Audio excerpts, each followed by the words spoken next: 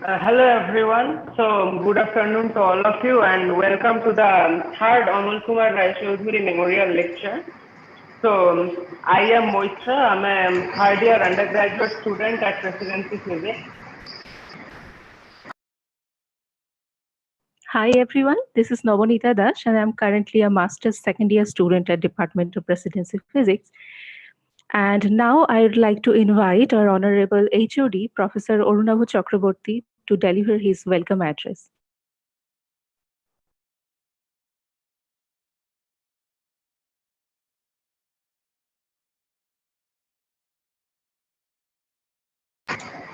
Okay, am I audible? Yes, sir. Yes. Okay. Yes, sir, you're audible. Okay.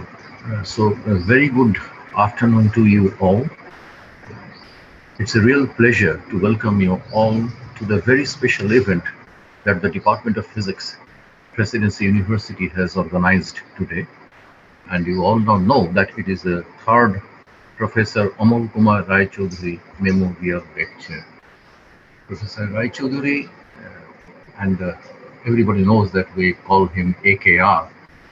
He will always be remembered for his phenomenal teaching capability and for his capability of inspiring generations of Indian students in physics.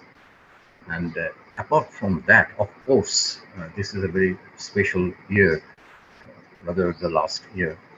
In general relativity, as we all now know, that Rai-Chaudhuri equation plays a significant role to explain the space-time singularity and gravitational focusing problems in cosmology. And this has been a key ingredient in proving the Penrose-Hawking singularity theorem. We shall learn more about this during the session today. And it is particularly pleasing to see a lot of students joining, and my former colleagues and friends are all there. I can see my teacher, Professor Amitabh Rai Chaudhuri, my good old friend, Professor Parangoma Sen. Both of them are related to Professor Amal Kumar Rai Chaudhuri, Parangoma being his daughter. And I can see Shayan Kaur, Professor Shayan Kaur joining from IIT Kharagpur, and Professor Shomak Rai Chaudhuri from Pune. So I welcome everybody to this event today. It is a real honor to be a part of it and to be with you all. So this event, Professor Amal Kumar Rai Chaudhuri Memorial Lecture, it started in 2017, and Professor Charles Billion of Yale University gave the first AKR Memorial Lecture. And in 2019, we hold it every 2 years. In 2019, we listened to Professor Ajit Kembhagi from IUCAN. And this year, we have the honor of having with us Professor Edward Rocky Kolb. I welcome Professor Rocky Kolb heartily to this event. Professor Edward Rocky Kolb from University of Chicago. And the session will be chaired by Professor Piyushwani Bhattacharjee from SINP. Professor Bhattacharjee, a hearty welcome to you as well. And Professor Kolb will be speaking on the inner space of the quantum and the outer space of the cosmos. So, and interestingly, if you look at the program, there is an interesting session that is going to begin right now, in which my good old friend, Professor Soumitra Sengupta from the Indian Association for the Cultivation of Science, and Professor Shayan Kaur, who is here, I can see him, from IIT Kharagpur. They will be discussing, they will be talking about the work of Professor Amal Kumar Rai Chaudhuri. So with this brief introductory remarks, I welcome everybody again to the third Professor Amal Kumar Rai Chaudhuri Memorial Lecture, and I am sure we are going to have a very interesting and exciting session ahead of us. So welcome everybody.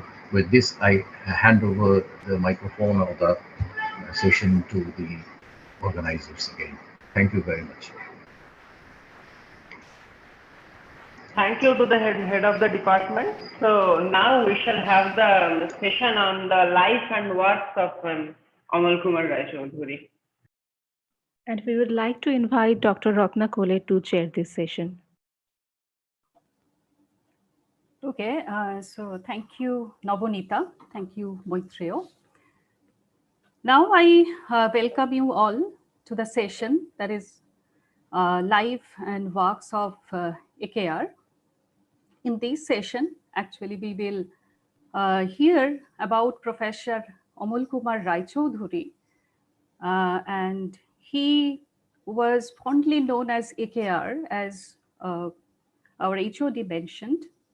He was not only was an eminent physicist who has great contribution to physics, mainly in gravitational physics. And we all know that the most important contribution to this field of gravitational physics that came from the Raichaudhuri equation. So in this session, we have actually two talks and we are privileged to have Professor Soumitra Sengupta and Professor Shayan Kaur to give lectures in this session. So Professor Amol Kumar Raichaudhuri was not only a great researcher, but also he was a famous teacher. Now, in the first talk, we will hear from Professor Soumitra Sengupta about Professor Amol Kumar Raichaudhuri and Professor Raichaudhuri as a teacher. Professor Soumitra Sengupta is a senior professor from Indian Association of Cultivation of Science. And Professor Sengupta, being an eminent physicist with great research contribution in string theory, supersymmetry, black holes, and high energy phenomenology. And apart from being a great researcher, Professor Sengupta also has motivated generations of students for his illuminating teaching at Presidency College, Jadavpur University, and also in Indian Association for Cultivation of Science. So, and Professor Sengupta is one of among the privileged persons who was direct student of Professor Amol Kumar Raichaudhuri. So, we would love to hear from Professor Sengupta about AKR as a teacher. And now I request Professor Sengupta to start his lecture. Professor Sengupta, please. Thank you, Ratna, for this very kind introduction.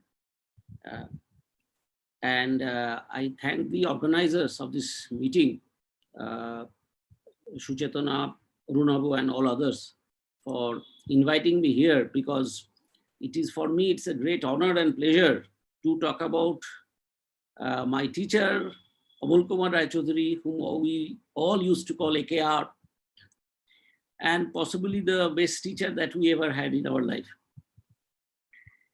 And he was my teacher from my undergraduate days, then to postgraduate. And then he was my mentor throughout my research and teaching life. And I will tell you the main purpose of here today is that I will share some of my innumerable memories with AKR as a person, AKR as a teacher, and very briefly AKR as a researcher. Shayan and myself, we have decided that I will talk about the AKR teaching side and the other aspects of him as I have seen him. And then Shayan will talk about the research part. Both two of us wrote a review on Raichaudhuri equation, and I learned so many things while writing that review about the great work done by this the great man. So you will, the later part of this, Shayan will tell you more about his work. So I will tell about AKR as I have seen him closely. In the year 1978, I joined Presidency College as an undergraduate student to study physics. And we all know, and actually we all knew about him as one of the legendary teacher and researcher in relativity, though at that time we didn't know exactly what he did. I still remember the day when he first entered in our class to teach us electricity and magnetism. It was a very basic course where he started with meaning of point charges and their interactions.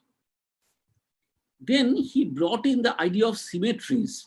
Suddenly, when the two charges, say, were at rest, what are the symmetries? And then he explained why the central nature of force should come. And then gradually he unfolded the subjects where the charges were moving. And though we didn't know about relativity, but he somehow managed to give us the basic idea of that without getting into much technicalities, and the magnetism emerged. I mean, I still remember we were just mesmerized by that what is the real meaning of teaching, real meaning of communication. And he referred us the books. One is Berkeley, I still remember, which was Berkeley physics course, and the other Friedman volume 2, electricity magnetism.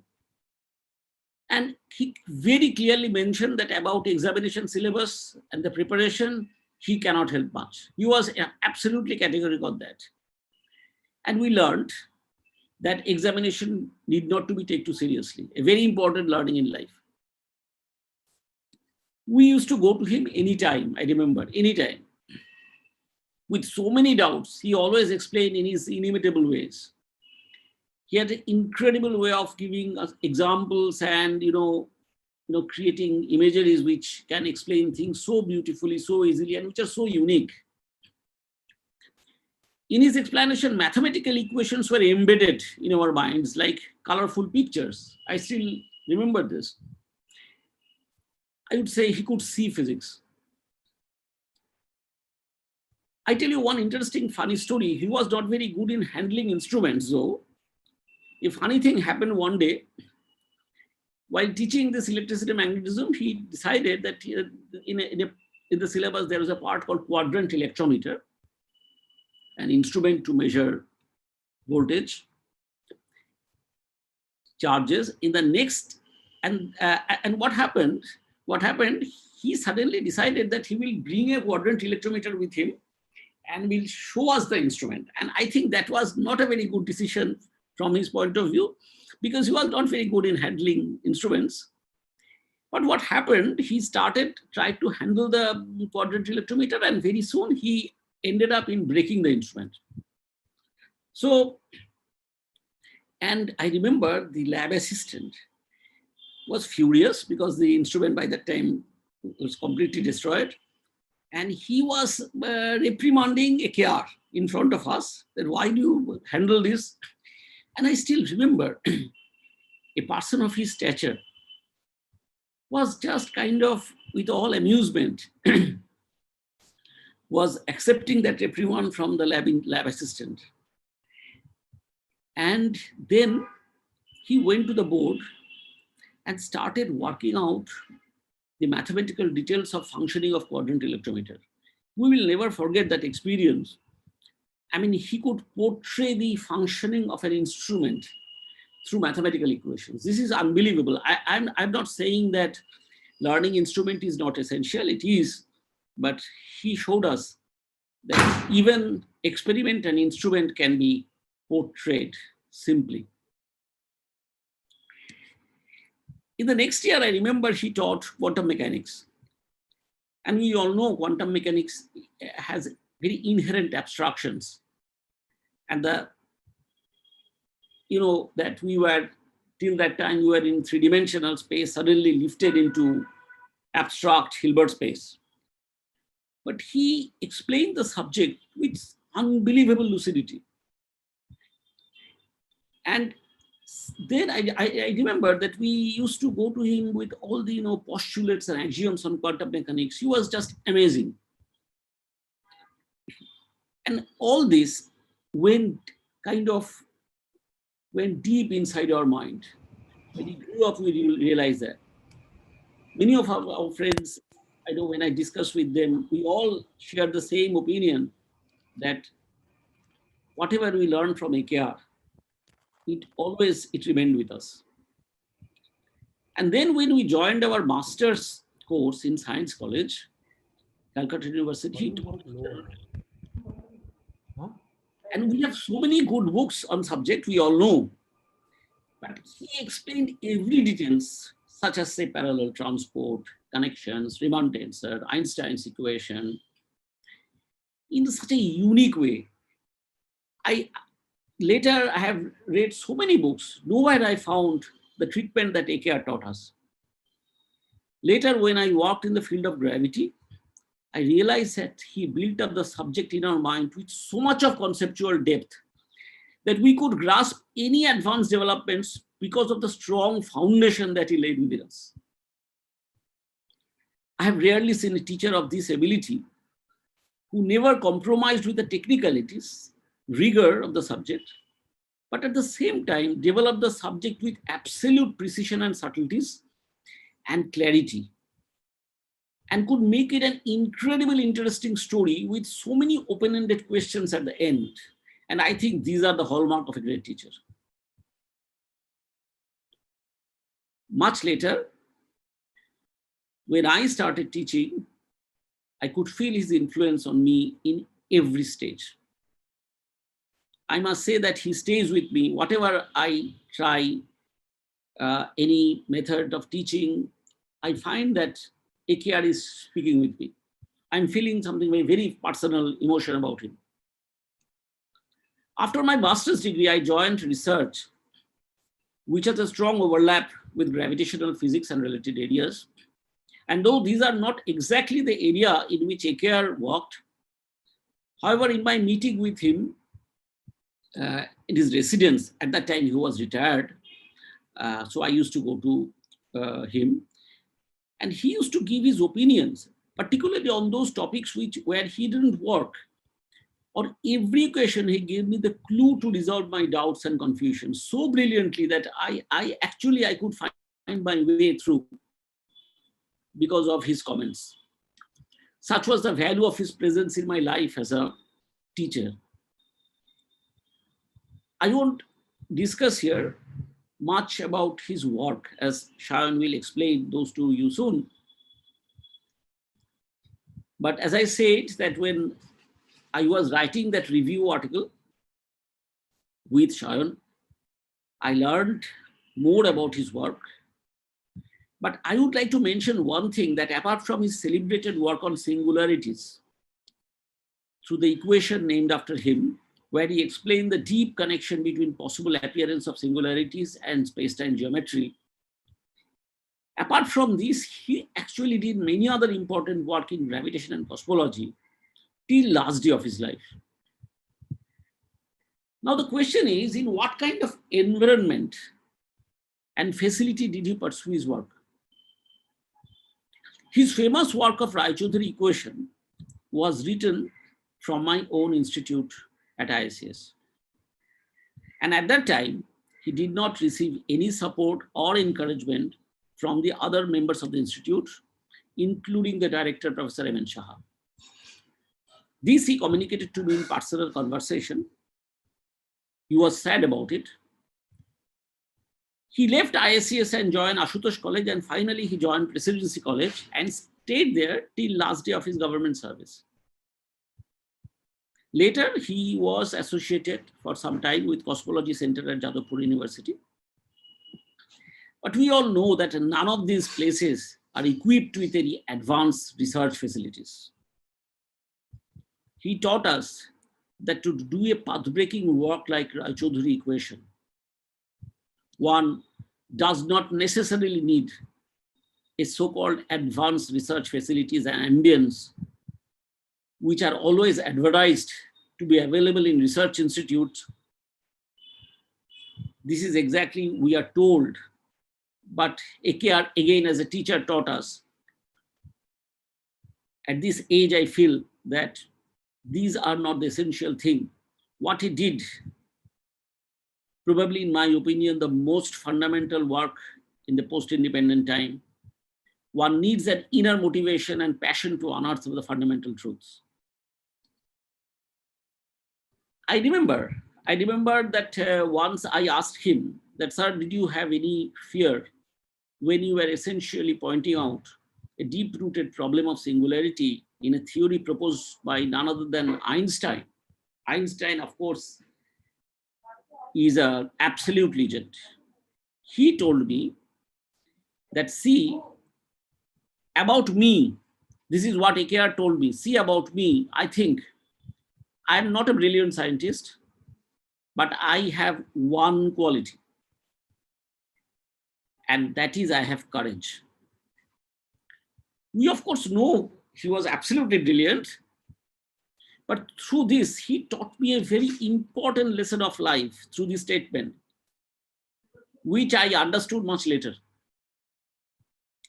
In order to be successful in true sense of the word, in any discipline of life, one needs to have courage of speaking out truth without any compromise.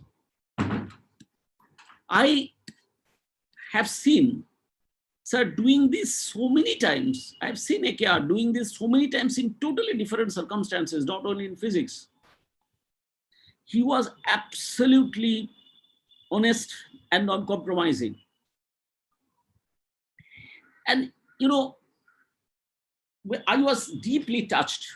And I thought that once again, he taught me when I asked him that, sir, after your absolutely celebrated work, which paved the way of, as we all know, that the singularity and subsequently the Nobel Prize of last year. So I asked him at that time, such a path-breaking work you did. But after that, the singularity theorem and everything, Penrose and Hawking, they took over, they did so many things. So what were you doing at the time about this problem?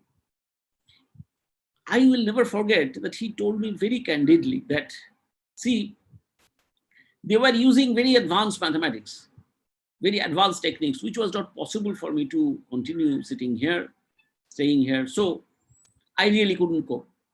I mean, see the absolute honesty, the confession. I mean, I think what more a teacher can do. And his character, this character helps one to do real science, even in an unfavorable environment. And in fact, without this character, nothing good can be done in any field of life. AKR taught all of us that not the conventional recognition, not the fame. You know, we know that fame, power, etc., nothing. One just needs to have courage to tell the truth, to do a work like Roy-Choudhury equation, which in my opinion is one of the very few, if not the most important and impactful scientific work done in post-independent India, which not only led to the formulation of singularity theorem, but led to the Nobel Prize in Physics, as I said. AKR spent his entire research life in undergraduate college, doing excellent research work, producing outstanding students who were spread all over the world, but he never complained or compromised. Such was the strength of his character. I tell you, just so that many of you may know this, but I would like to share with you one interesting story of this person. I mean, just saying few stories will not be able to understand this person unless I had the very rare opportunity to interact with him closely. But this story will tell you something that I remember that at that time I was a PhD student, and we heard that at that time the rule was that if somebody's service is to be extended, one has to fill up a form after this, say, age of 60 to be extended up to 65. One have to fill up a form where it says that a medical person has tested the physical fitness and mental alertness of the person, and that certificate will go to the government who will extend. We heard that AKR has declined to sign it, and government is not considering him giving that extension because he didn't meet the requirement. So we went and met him. And we told him that, sir, I mean, your presence is so critical. He said, I mean, I do not know that, but what I can tell you, what AKR told us, that it is not possible because I have made a comment on that form that the mental alertness of a scientist cannot be tested by a medical person. So he asked us, do you agree or not? So we all say that, of course, we agree. Then say, how can I do that? I have to go to medical college to do this. So we were very helpless because we know that he was telling the truth. He was teaching us honesty. So we were kind of running around from one place to another to do something. We were very young at that time. And I remember that one of his very well-known students, he was in government service. So in front presence of us, he came to AKR and he requested that, sir, you do not have to do anything. You just put your signature on this form and I will do the rest. You do not have to go anywhere. I mean, going to medical college and get examined, you do not have to do anything. Then AKR told him that, see, you are missing the whole point. If I put my signature here, whether I have gone physically to a place or not, that is not the point. Point is that I have agreed with this condition and I am objecting to this particular condition, that I will not do that. So we saw that a person is sacrificing his employment years just for his principle. But he never complained. He never made any abusive word. He never criticized anybody. He was a person who taught us that being an honest, courageous human being is probably the most important quality in order to do anything successfully, successful in the real sense, in any discipline. And I think AKR, as a teacher, will not be able to understand him unless we see this part. Of course, he was a great teacher in the class. He was an absolutely great teacher. He, in the very usual sense, you are, of course, probably the greatest researcher in the post-India time. But when I say the AKR as a teacher in my life and probably in the life of so many students, I exactly want to say to all of you that, see, here is a person who actually shaped the lives of many students. I'm sure many of his students who like me were fortunate to come to close to him, and at that time he was in Presidency College. In our time, he was also partly head of the department. So he taught us the insignificance of the examination result. He taught us what one exactly means by the excitement of subject. But at the end, he also taught us the true meaning of living life fruitfully and meaningfully. So today, it's a great day that it is being celebrated in his name. So now Shayan will tell you about his work, and I will stop at this point since there will be no end, because this 20 minutes is over what the time I was given. So I will stop at this point, but I thank the organizer again for giving me this opportunity to share my feelings about my great teacher. Thank you. Thank you, Professor Sengupta, for this fantastic lecture. And as you said that Professor Raichoudhury can see physics. So now from your lecture, actually, we get to see him through your lectures. And also, I mean, your students who had no opportunity to be students of Professor Raichoudhury, but are your students, we can clearly find his impact in your teaching. So thank you for this lecture. And we will take questions, but we will take that after Professor Kaur's lecture. Okay, so now I welcome Professor Shayan Kaur from IIT Kharagpur. Professor Kaur is has research interests which includes gravitational physics, and he is an expert in general relativity, modified gravity theories, string theory, and quantum physics. Apart from being a great gravitational physicist, Professor Kaur is a great teacher also, and he is famous for his rich content of his courses.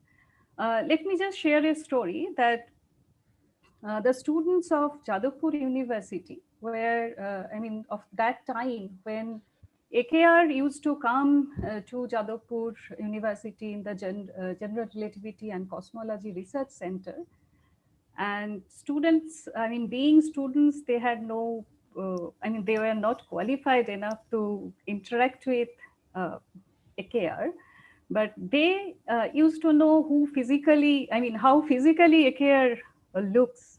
Okay, but the students of IIT Kharagpur, they actually have the privilege that they get to know about Raychaudhuri equation from Professor Shayan Kaur's GR course. And actually, Professor Shayan Kaur has done great deal of research with Professor Amol Kumar Raychaudhuri's equation. And it is our great opportunity that we will learn about AKR's work from Professor Shayan Kaur. I would just like to mention that Professor Sengupta also mentioned that Professor Shayan Kaur and Professor Soumitra Sengupta, they wrote a review on Raychaudhuri equation in 2007. So interested people may check that. This has got published in Pramana, and also this is available in archive. So now I request Professor Kaur to start his lecture. Yes, so I will share my screen. So there are slides.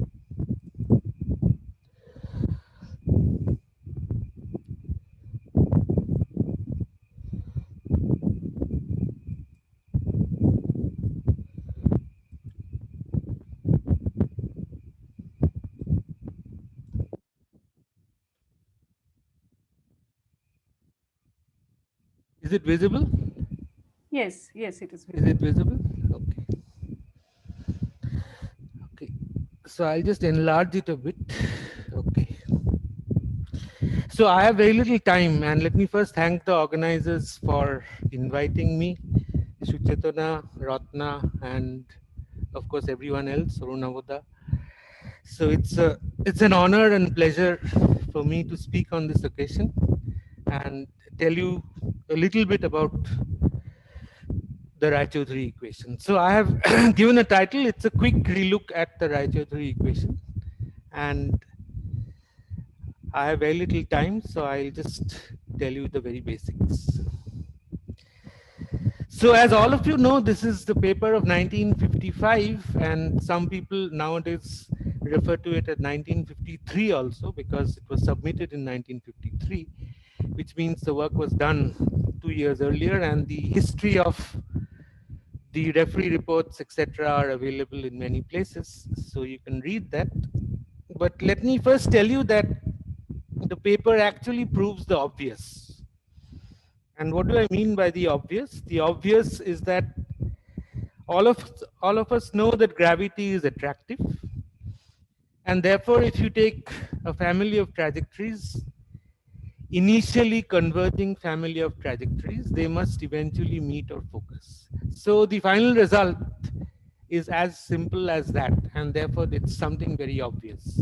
And all of us know that it's extremely difficult to prove anything which is very obvious. To get to the actual proofs via the Raychaudhuri equation, we get to the singularity theorems, which won the Nobel Prize last year. And to get to the definition of black holes as such, you also need something which Raychaudhuri found out, and that's the idea of the trapped surface of Penrose. So both of these are crucial ingredients in the proof of the first singularity theorem, which is due to Roger Penrose, and of course all the later theorems. So that's the basic content, and I'll try to emphasize to you through this little talk how all of this comes about. So let me show you the paper. So this is the paper which is famous, of 1955, As you can see, it was received in 1953, December 28, and published in May 15, 1955. Okay, it has a very short abstract, and there's one very important statement in the first page, and that is the reference to something called a geodesic congruence of world lines. And I've searched many of the papers before this paper of Raichaudhuri, and it doesn't look like anybody else has used this term before him. So that is the starting point, the most important fact that appears in the first page. And apart from that, you can see that if you read this paragraph, it says that in this paper, an attempt is therefore made to study the temporal behavior of a gravitating cloud on the basis of Einstein's gravitational equations under very general conditions. So that is the important word, very general conditions. And this would presumably give one an idea about the potentialities and limitations of the general theory of relativity in providing a satisfactory solution to the cosmological problem. Now, what was that cosmological problem? That was related to the existence of singular solutions of the Einstein's equations. So if there are singular solutions of Einstein's equation, Einstein himself was worried, but the problem in general relativity is that if there is a singularity, it makes the space-time singular. Okay. And therefore, since the gravitational field is manifest in the space-time structure, it becomes a major issue and leads to a failure of the theory. So that was the idea, and that idea in general conditions is what Raichaudhuri was looking for. And as we'll see, the geodesic congruence of world lines is something which is new and which is very important, and which actually led to his equation. So let me show you the equation. So this is the equation. So there is something called theta, which is called the expansion. Tau is the proper time.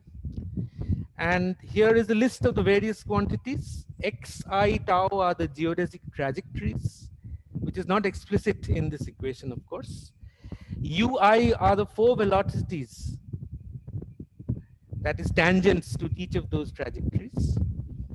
Theta is the expansion, which is the covariant divergence of ui. Del I is so-called covariant derivative.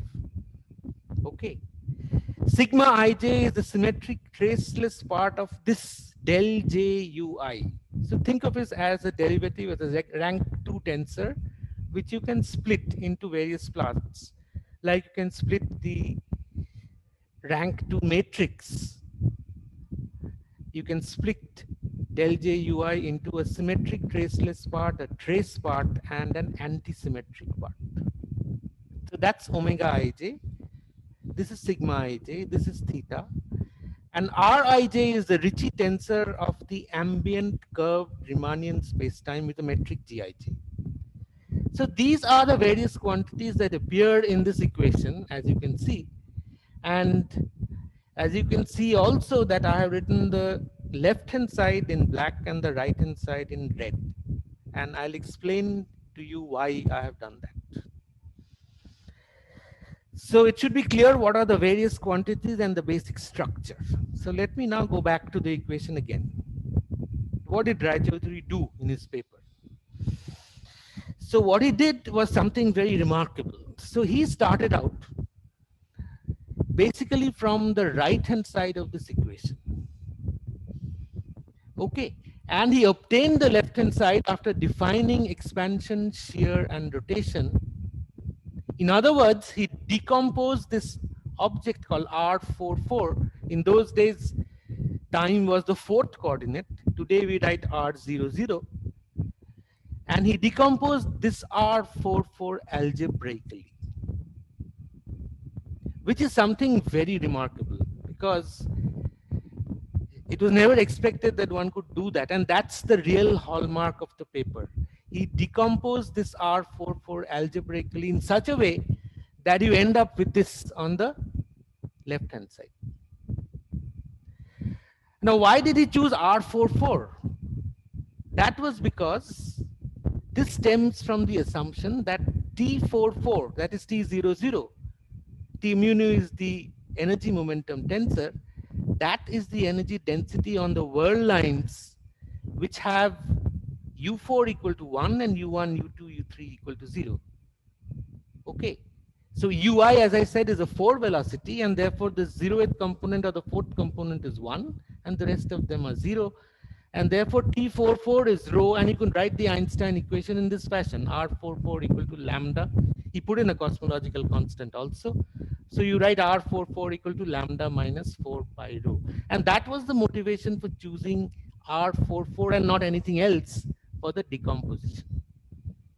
And this decomposition is really remarkable because one could never imagine that you could do something like that.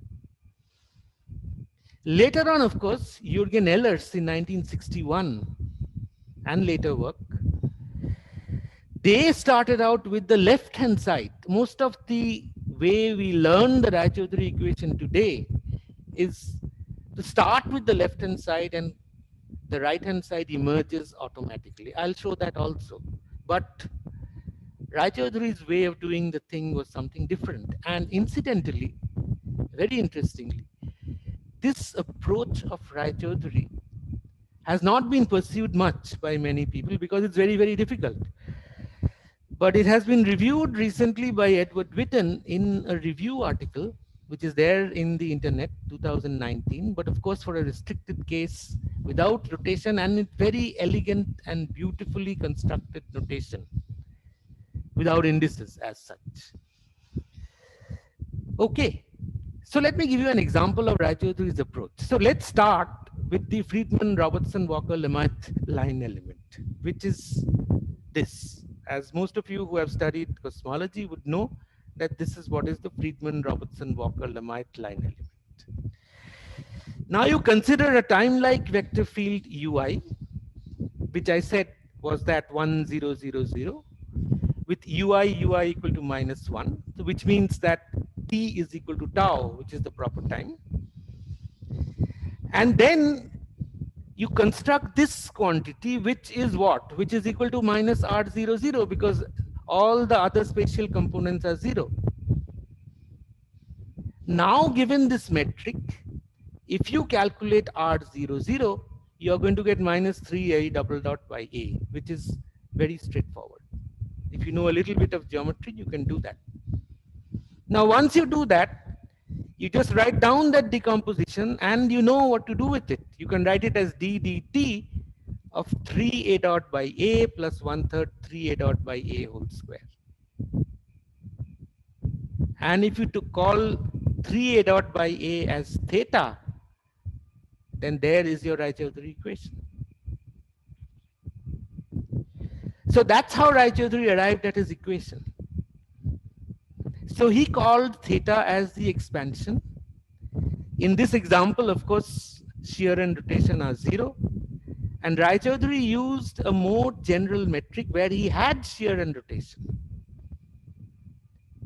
And more importantly, he talks about, as I said right at the beginning, the geodesic congruence of world lines generated by Ui, perhaps for the first time in the literature.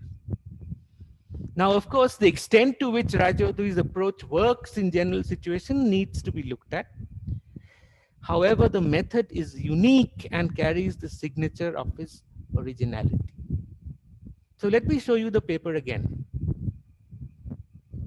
So there is the R44, if you can see it. This is the R44 decomposition. And then he realizes you could write this term over here. You could write this term over here. Let me expand it a little bit there. So you could write this second term, which I have marked over here, into a piece which is the 1/3 theta square, and something else which he did not call shear, but later on became to be known as shear.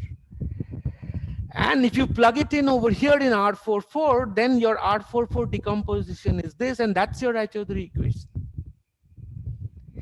So this little bit of algebra, that he did, this decomposition in a general metric is something which is unique and people had never even thought about it.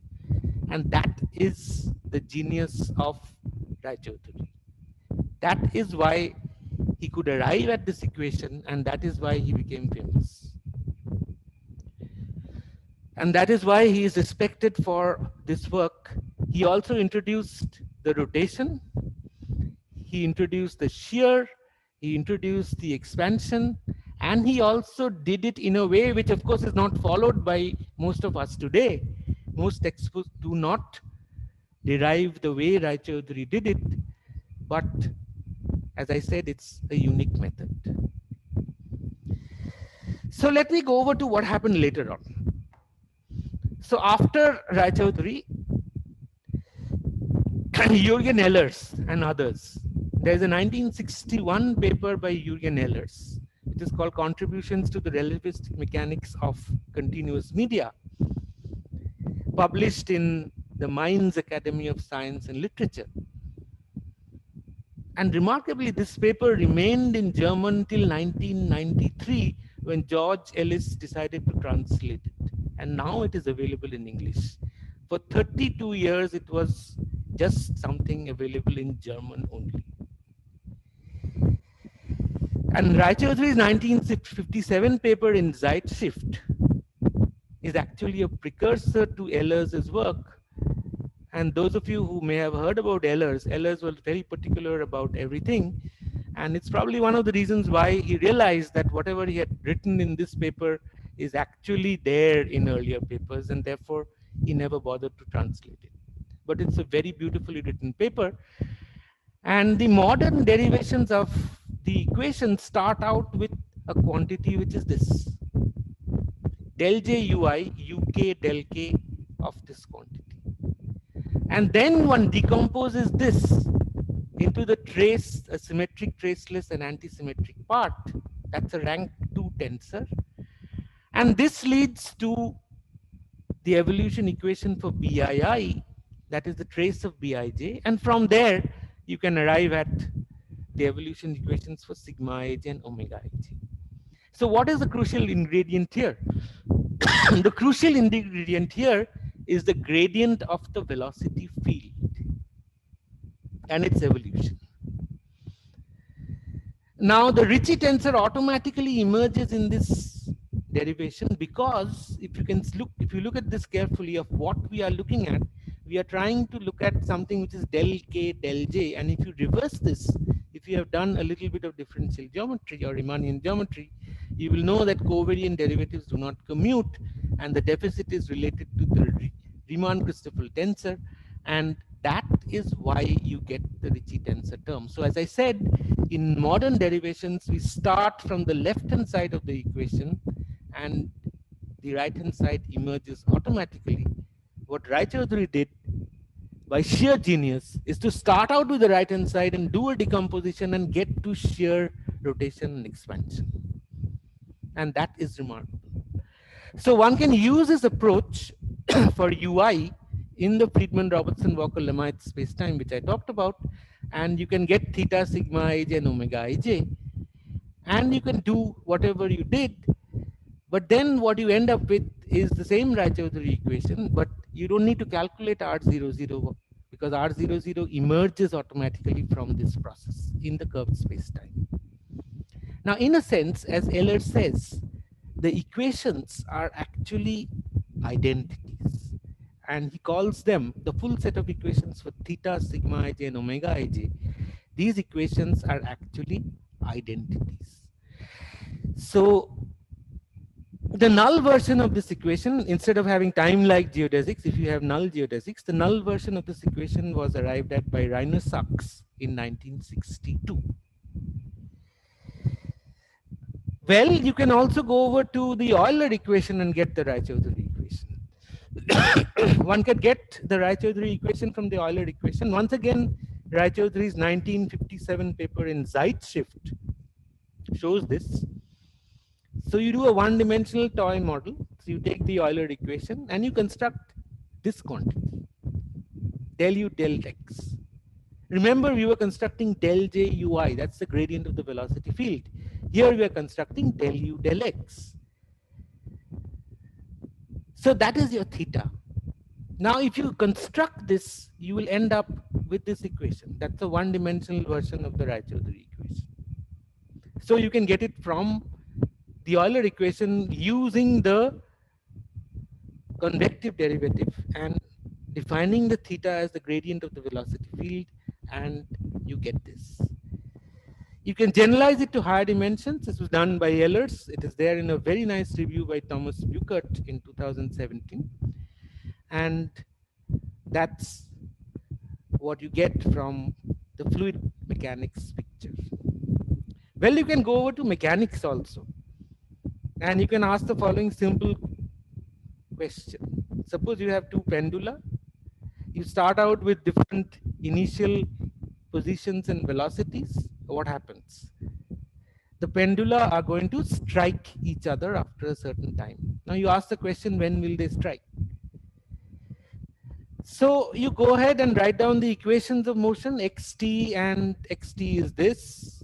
For pendulum 1, pendulum 2, you have two different trajectories. And if they are going to meet, then x1 at tf has to be x2 at tf. So you put that condition, that's your meeting criterion, and you get this. See, there is this gradient of velocity initially which has come in. I have different initial conditions, and that's what leads to this equation for the meeting time, which is tf. Now this time depends on alpha and the ratio delta u del x initially. And you can take many trajectories with the same initial ratio and you will still get the same tf. So this is actually non-perturbative, and it's possible to check in experiments too. If you ask the more general question like you did for the Euler equation, ddt of del u del x, very simple mechanics, work through this little algebra and you will get this equation. So that's the mechanical analog Raychaudhuri equation. And if you were simple pendula, you get this with a constant on this side. Well, move ahead. Solve for theta t, and you find that theta t diverges at the point where exactly these trajectories are going to meet. So when these pendula are going to strike, that is basically the point where the trajectories are meeting, and that is where this expansion is diverging. This theta t is exactly the same quantity as the expansion. And that's your plot. You see theta t diverging over here. Well, so that's tf as a function of the initial theta naught. And you see these trajectories coming and meeting. Now, what does this meeting mean, actually? This meeting is a special case of what is celebrated as the focusing theorem, which is a consequence of the Raychaudhuri equation. And what does the focusing theorem tell us? If the time-like convergence condition holds, if this holds, remember that's on the right-hand side of the Raychaudhuri equation, and omega square is equal to 0, then initially converging geodesics must focus within a finite value of the parameter tau. So you can prove this by analyzing this equation, putting omega square equal to 0 and looking at this inequality. And analysis of this inequality will basically tell you, after a little integration, that all your solutions for theta must lie in this blue region. Which means if you start with a negative theta, you will have to hit the axis. Which means 1 over theta will go to 0 and theta will diverge to minus infinity. And theta going to minus infinity means that the trajectories are meeting, and therefore that's what is called focusing. Okay, so the converging congruence initially will eventually focus within a finite value of the parameter. This is geodesic focusing. And there is another way to prove it, which I will not get into, by redefining theta in this manner, going to the second order equation and so on. So let me just emphasize that this is what is the condition for focusing to happen. And this is called the time-like condition, convergence condition. And if you use the condition on matter, stress, energy, if you use Einstein's equations, then this condition boils down to what are known as the so-called energy conditions, which basically mean that the components of the matter, stress, energy must necessarily be such that energy density is positive in all frames of reference. So this is what I said right at the beginning. Gravity is attractive. Initially converging geodesics must focus within a finite value of the affine parameter. That's the obvious statement, and that is proved through the focusing theorem, which is a consequence of the Raychaudhuri equation. Okay, so Raychaudhuri also had the focusing theorem. If you look at it carefully, if you read these lines and this part of page 3 of the paper, he says that one has to start from a singularity at a finite time in the past, as in isotropic models. Finite time in the past. So that's the focusing theorem in the paper itself and in this part of the discussion. Okay, so let me quickly summarize the crucial points. The Raychaudhuri equations are statements in Riemannian geometry. They are independent of the existence of any theory of gravity. This is very important. So their independence makes them applicable in diverse areas of science. In general, wherever there is a vector field, there will be Raychaudhuri equations. Now, focusing as a phenomenon can be completely benign in the sense that focal point may not be a space-time singularity, but just a meeting point of a family of trajectories.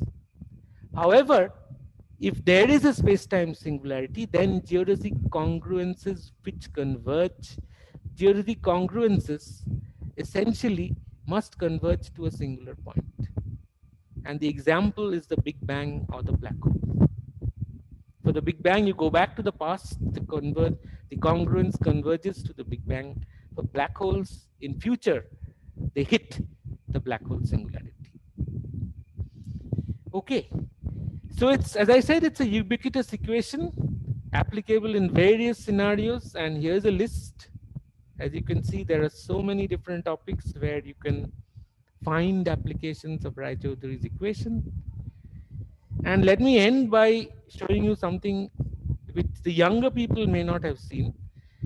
We had C.V. Vishweshwara, who actually drew a cartoon of Raychaudhuri with his equation, and he called it the cosmic converger. So Vishweshwara is no more, but this is there in his very famous talk called On the Black Hole Trail, A Personal Journey. Thank you.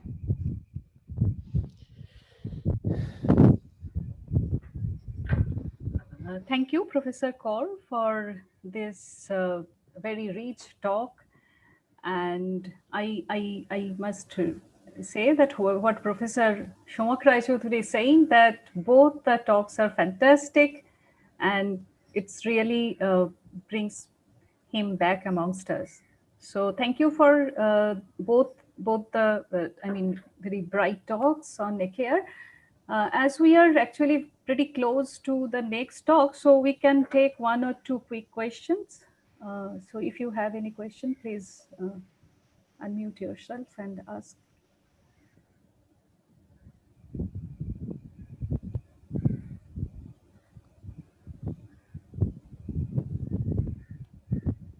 Yes, Professor Shingupta, do you have any question?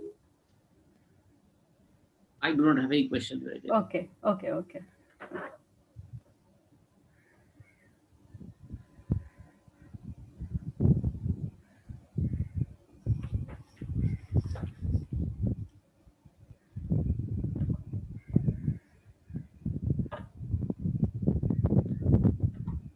Okay, so we have got a question that Oyon Shaha says that please tell me a brief idea of congruence.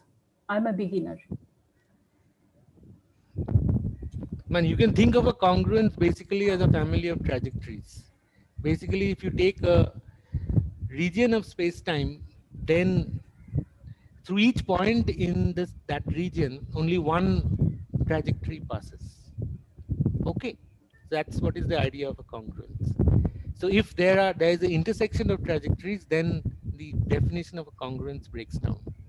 So that's a loose definition. There are technically sound definitions of a congruence also. Okay. Okay, sir. But Thank you. think of it as a family of trajectories. That's the easiest way to think about it. Okay, thank you. Is there any other question?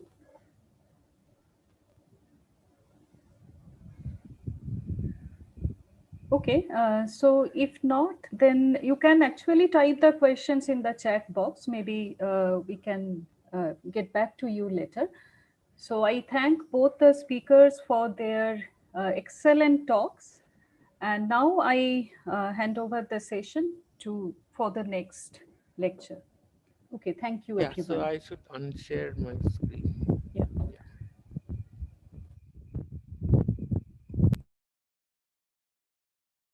Okay, so thanks to Professor Sengupta and Professor Kaur for the very illuminating session. So now we shall have for the next session, we shall have the Amal Kumar Rai Chaudhuri Memorial Lecture, and we invite Dr. Ritoban Chatterjee to initiate the session. Okay, can you hear me, Moitra? Yes, you're audible. Okay. So thanks, Moitra. And so now we'll invite Professor Pijushpani Bhattacharjee to chair the next session.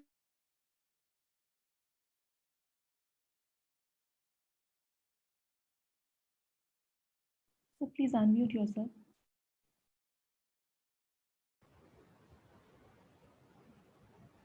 Okay, can you hear me now? Yes, sir. Okay. Okay. So so now we'll invite Professor Pijushpani Bhattacharjee to chair the next session.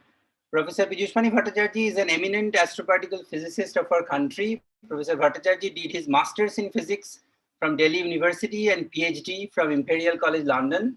He held postdoctoral positions at University of Chicago and Fermilab, and later at TIFR in Mumbai. He joined Indian Institute of Astrophysics in 1992 as a faculty member. In 2005, he came back to Calcutta and joined the faculty of Shah Institute of Nuclear Physics. He was formerly a senior professor there and the head of the Astroparticle Physics and Cosmology Division, and Raja Ramanna Fellow of the Department of Atomic Energy, Government of India. During his illustrious career, Professor Bhattacharjee has held several visiting positions, including the NAS-NRC Senior Research Associate at the NASA Goddard Space Flight Center from 1997 to 99, and the Clark Way Harrison Distinguished Visiting Professor at the Washington University in St. Louis, Missouri in 2013. Professor Bhattacharjee's research is on the interface of high-energy particle physics and astrophysics, such as the nature, distribution, and observational signatures of dark matter in our galaxy, experimental search for dark matter particles through the PICO and Picasso collaboration, ultra-high energy cosmic rays, gamma rays, and neutrinos, and detectability of supernova neutrinos in dark matter detectors. So now we welcome Professor Pijushpani Bhattacharjee to kindly take over the reins of the next session.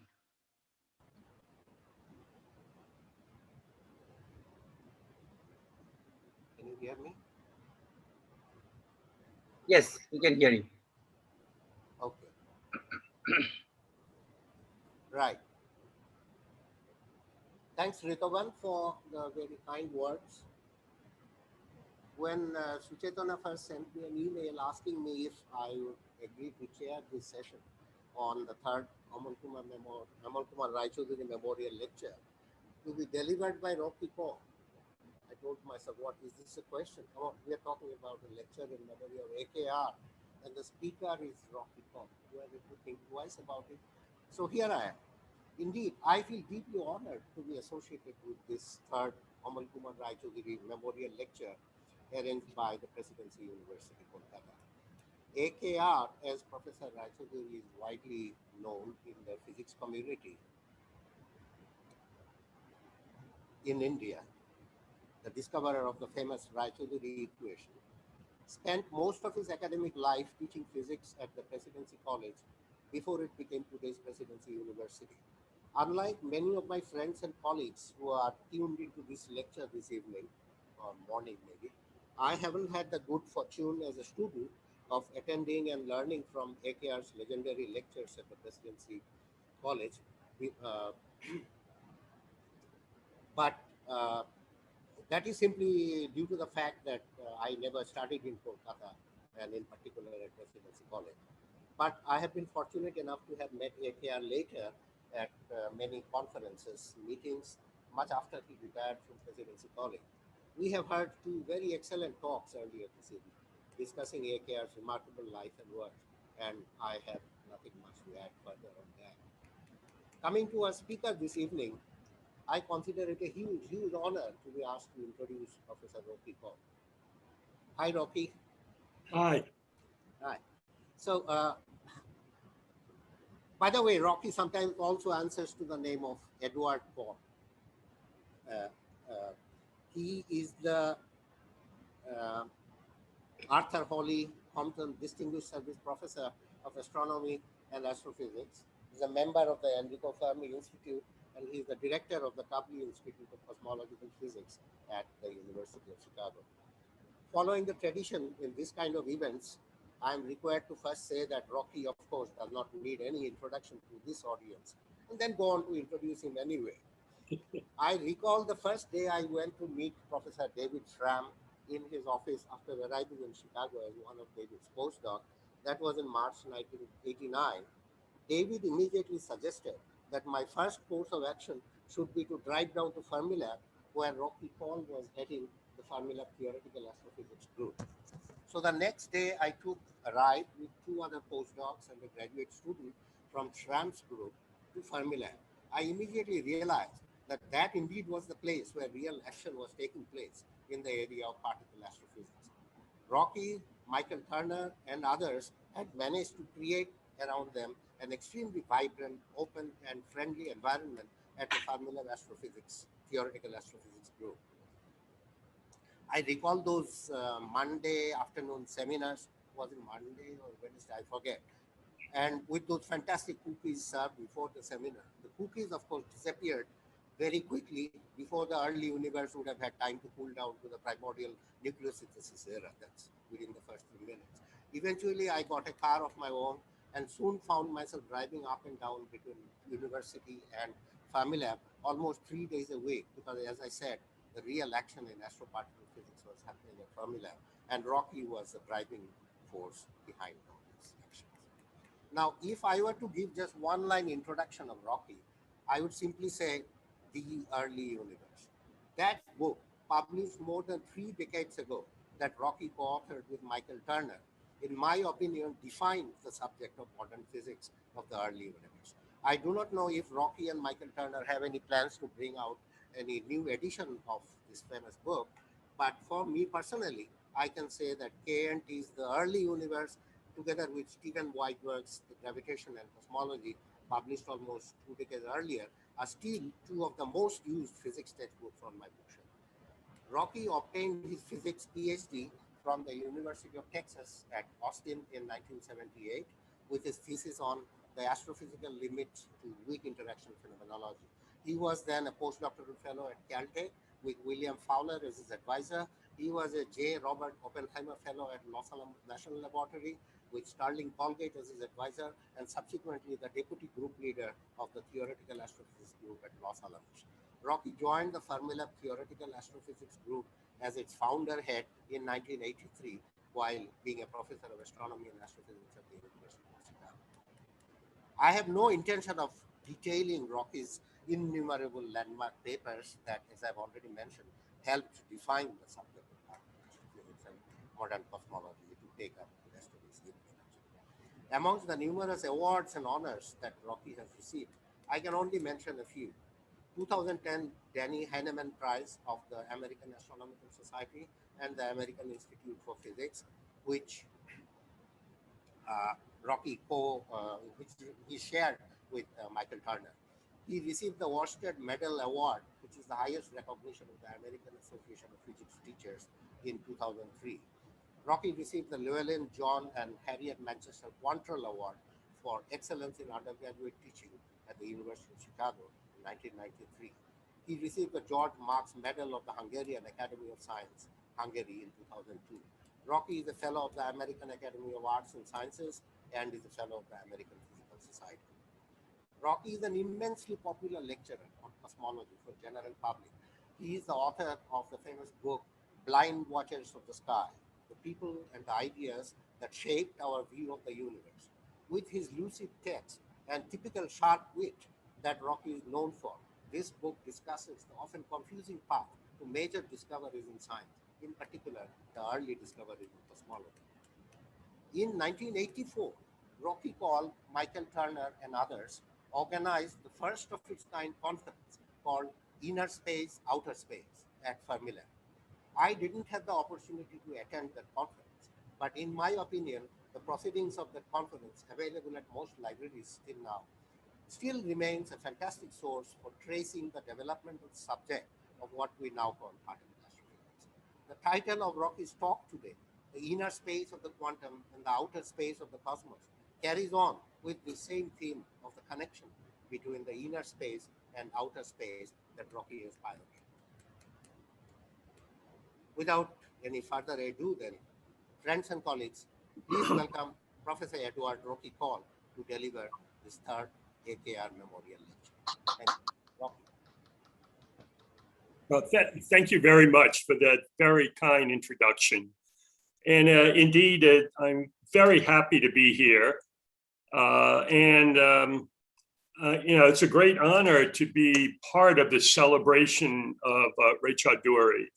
We've heard a couple of really good lectures, really great lectures talking about his contributions.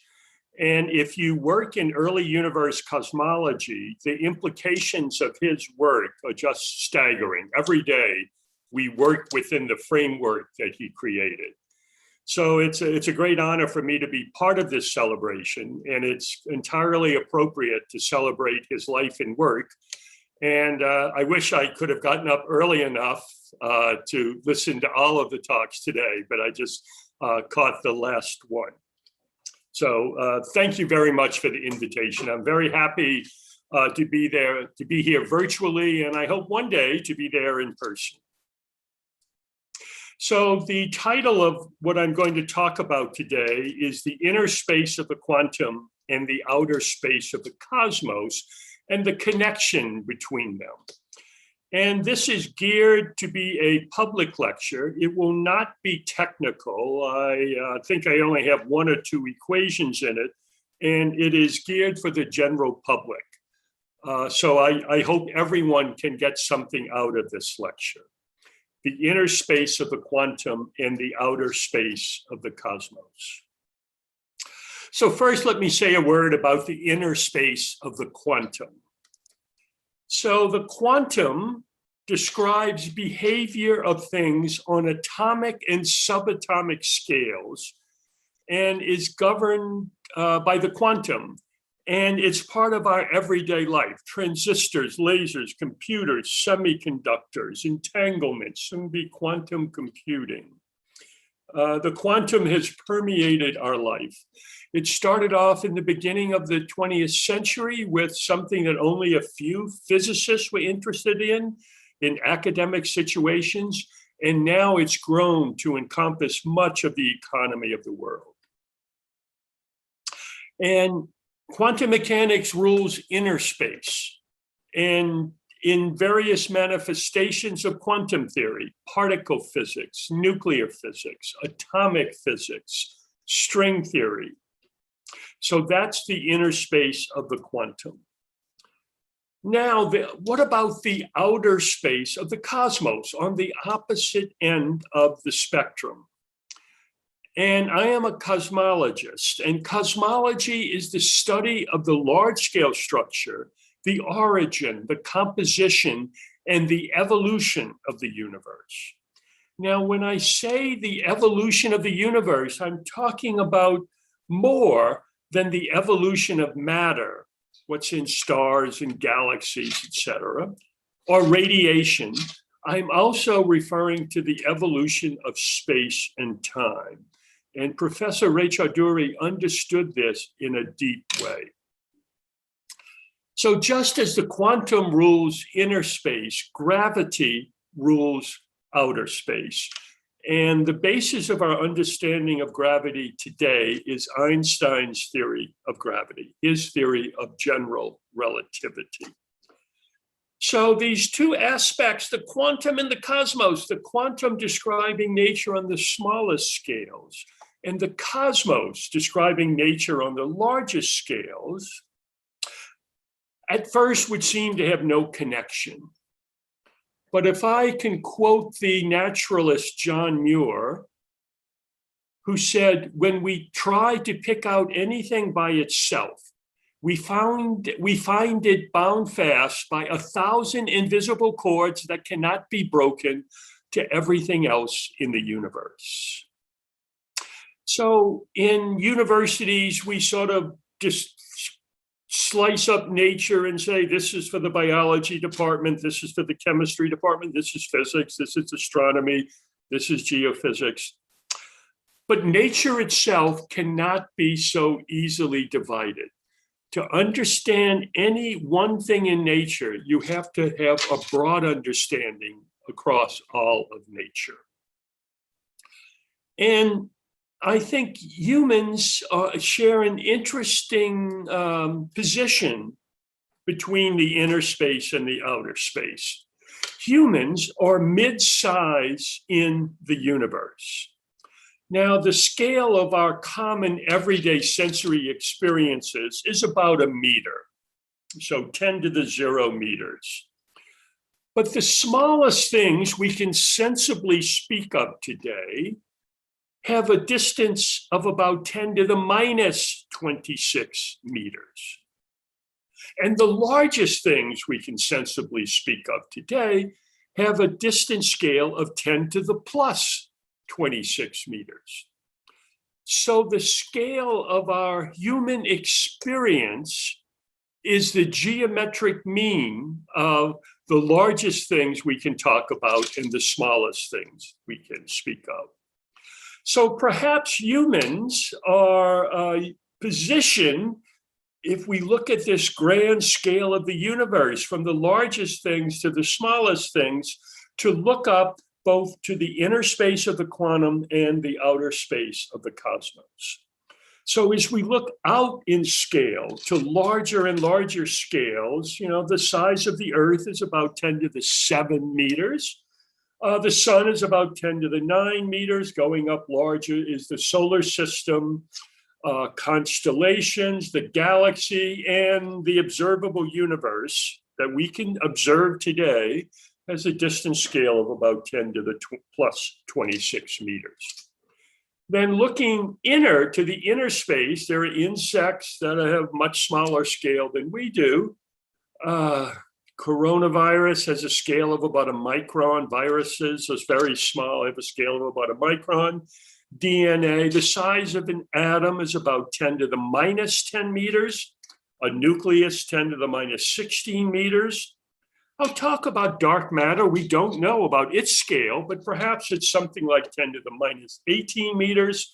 Then there are theories that many of us work on in cosmology having to do with cosmic inflation, grand unified theories that are 10 to the minus 26 meters.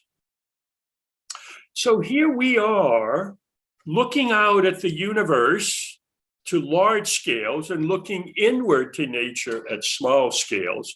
And what we've discovered should not have been a surprise, but what's really come to the attention of scientists everywhere is that there is a deep connection, that we can't understand the largest things in the universe without understanding the smallest, And the understanding of the smallest is informed by our understanding of the largest.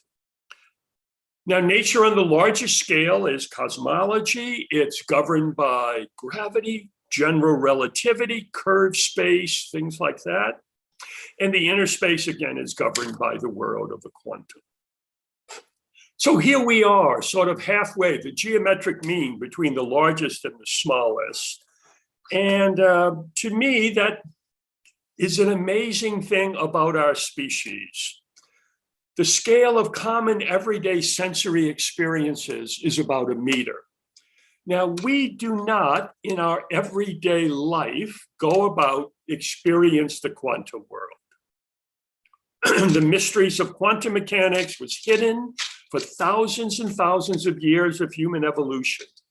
We survived as a species pretty well without understanding the quantum world. And we survived as a species for tens of thousands of years without experiencing or knowing about distortions of space and time due to near light speeds. So our species, midway between the largest and the smallest scales, we have evolved to perceive reality not as it actually exists. Reality is described by quantum mechanics and relativity. We do not perceive quantum mechanics and relativity in our everyday life, but merely we perceive the world as required to survive in our environment. So I think it's remarkable that humans have developed an understanding of the quantum and an understanding of the cosmos. And I think that's something that should give us pride in our species. Sometimes I think there's not much that we should be proud about, but I think this is something that our species can be proud of.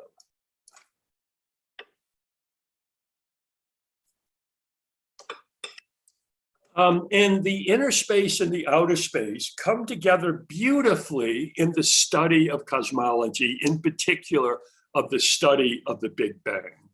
And what I've spent my life trying to understand is how the interactions of high energy physics and the quantum world can give rise to the cosmic world that we see.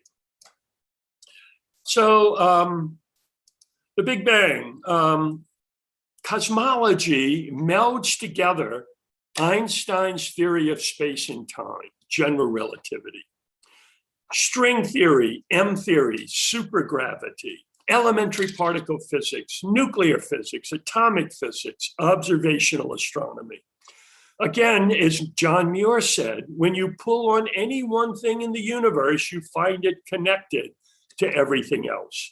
We cannot understand the universe without understanding nature on smallest scales.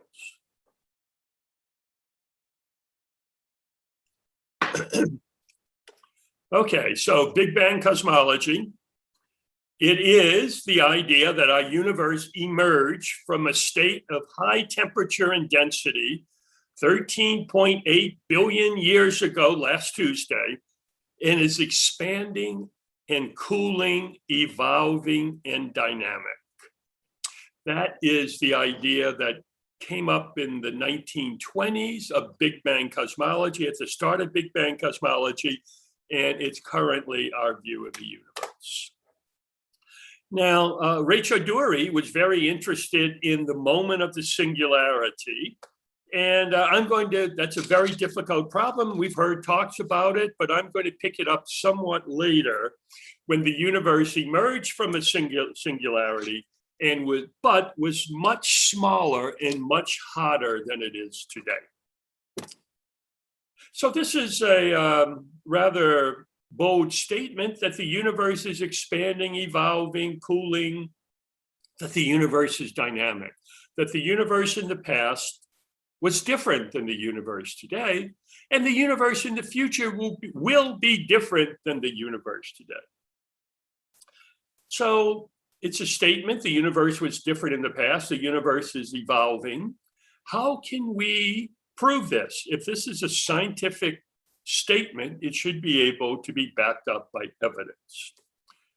Now, I have friends who are paleontologists and talk about the evolution of life on Earth and say that 70 million years ago, dinosaurs roamed around, and they go out and they back this up by digging up dusty fossils of dinosaurs. Wouldn't it be great if they could somehow have an image of what the Earth was like 70 million years ago? They can't. But astronomers can. Cosmologists can, because cosmologists can use time machines. The time machines that cosmologists use are telescopes and particle accelerators. We use telescopes as a time machine. As we look out in space, we can look back in time. So as I look out of my window now, I see the sun just rising over Chicago. But when I look at the sun, I don't see the sun as it exists the moment I observe it, but I see the sun as it existed 8 minutes ago, because it takes light 8 minutes to reach us from the sun. The sun is 8 light minutes away. Soon it'll be a nice clear night in Calcutta, and you'll be able to go out and look at the night sky. In Chicago, you can see dozens of stars because of light pollution, and perhaps it's the same way you are. And when we see the stars, nearby bright stars, we're not seeing the stars as they exist the night we see them. Rather, we're seeing the stars as they existed maybe 10 years ago, because it's taken light 10 years to reach us from the stars, sometimes farther, sometimes a little less. The farther out in space we look, the further back in time we can see. Telescopes are time machines. And so telescopes are time machines, allow us to look out in space and look back in time. But also we've understood now that particle accelerators are also time machines. Particle accelerators, like the Large Hadron Collider at CERN in Switzerland, outside of Geneva, Switzerland, accelerates particles, protons, to very high energy and smash them together. And it's a time machine, because what we are doing today on Earth is recreating the conditions that were present in the universe a billionth of a second after the Bang. So we are not using accelerators to directly look back to the Big Bang, but we're using them to recreate the conditions that were present in the Big Bang. So the connection between the inner space and the outer space has grown rapidly. And what I'd like to do now is to talk about, rather than what we know, two things that we really don't know, two mysteries that still we have regarding cosmology. The first mystery has to do with the present composition of the universe. One of the nice things about being a cosmologist is that the questions you try to answer are rather simple. Questions like, what is the universe made of today? Seems like a pretty simple question, but sometimes simple questions have complicated answers. This is our understanding of the present composition of the universe. Presently, radiation in the universe makes up a very small fraction, 0.005% of the total mass and energy that's in the universe. And most of the radiation is in the microwave region of the electromagnetic spectrum, invisible to our eyes. Now, the universe in the first 30,000 years of its history was dominated by radiation. But in 13 billion years, the universe has expanded and cooled, and today radiation makes only a small contribution to the mass energy budget of the universe. There's a much larger fraction in chemical elements. And by chemical elements, I mean elements other than hydrogen and helium. So the things that chemists study, make up only 0.025% of the total mass and energy of the universe. So whenever I see any of my chemist colleagues, I tell them chemistry is insignificant. It's such a small fraction of the mass and energy of the universe. They don't like that. It's a much larger fraction of the mass and energy in the universe made of elementary particles known as neutrinos, which make up almost 0.2% of the mass and energy in the universe. Stars that astronomers study make up a little bit less than 1% of the mass and energy of the universe. Most of the normal matter in the universe is in a hot gas of hydrogen and helium that is found in clusters of galaxies that makes up 4% of the mass and energy of the universe. So if we add up everything that we see and know and understand in the universe, it only comes to about 5%. We only understand 5% of the present universe. 95% of the present universe is dark. We see its effect, but we don't directly see it and we don't understand it. 25% of the mass and energy of the universe is in something that we refer to as dark matter. It's found in galaxies, clusters of galaxies. It's found in structures in the universe. But most of the mass energy in the universe is not associated with structures, but seems to be associated with empty space, and that is dark energy, which makes up 70% of the mass and energy in the universe. So 95% of the universe is unknown to us, not understood, and this is what I spend most of my time trying to understand. So let me give you a little bit of the history of the discovery and the realization that our universe is full of dark matter. The discovery of dark matter is not very new. It traces back at least 9 decades. And you can identify, really, I think you can identify the first realization that there is dark matter in the universe with the work of the Dutch astronomer, astrophysicist Jan Oort. So in 1932, Jan Oort measured the velocity of stars moving up and down in the plane of our galaxy. And just using Newtonian mechanics, by the motion and acceleration of the stars, he was able to deduce the gravitational force, and he could ask how much mass has to be around us being in our local solar neighborhood, to cause this acceleration of stars. And what he found is that our local neighborhood, the neighborhood within 10, 20, 40 light years of us, of our position in the galaxy, is a little bit dim. Now, astronomers measure the relative brightness of objects in terms of something that they call a mass to light ratio, mass to luminosity.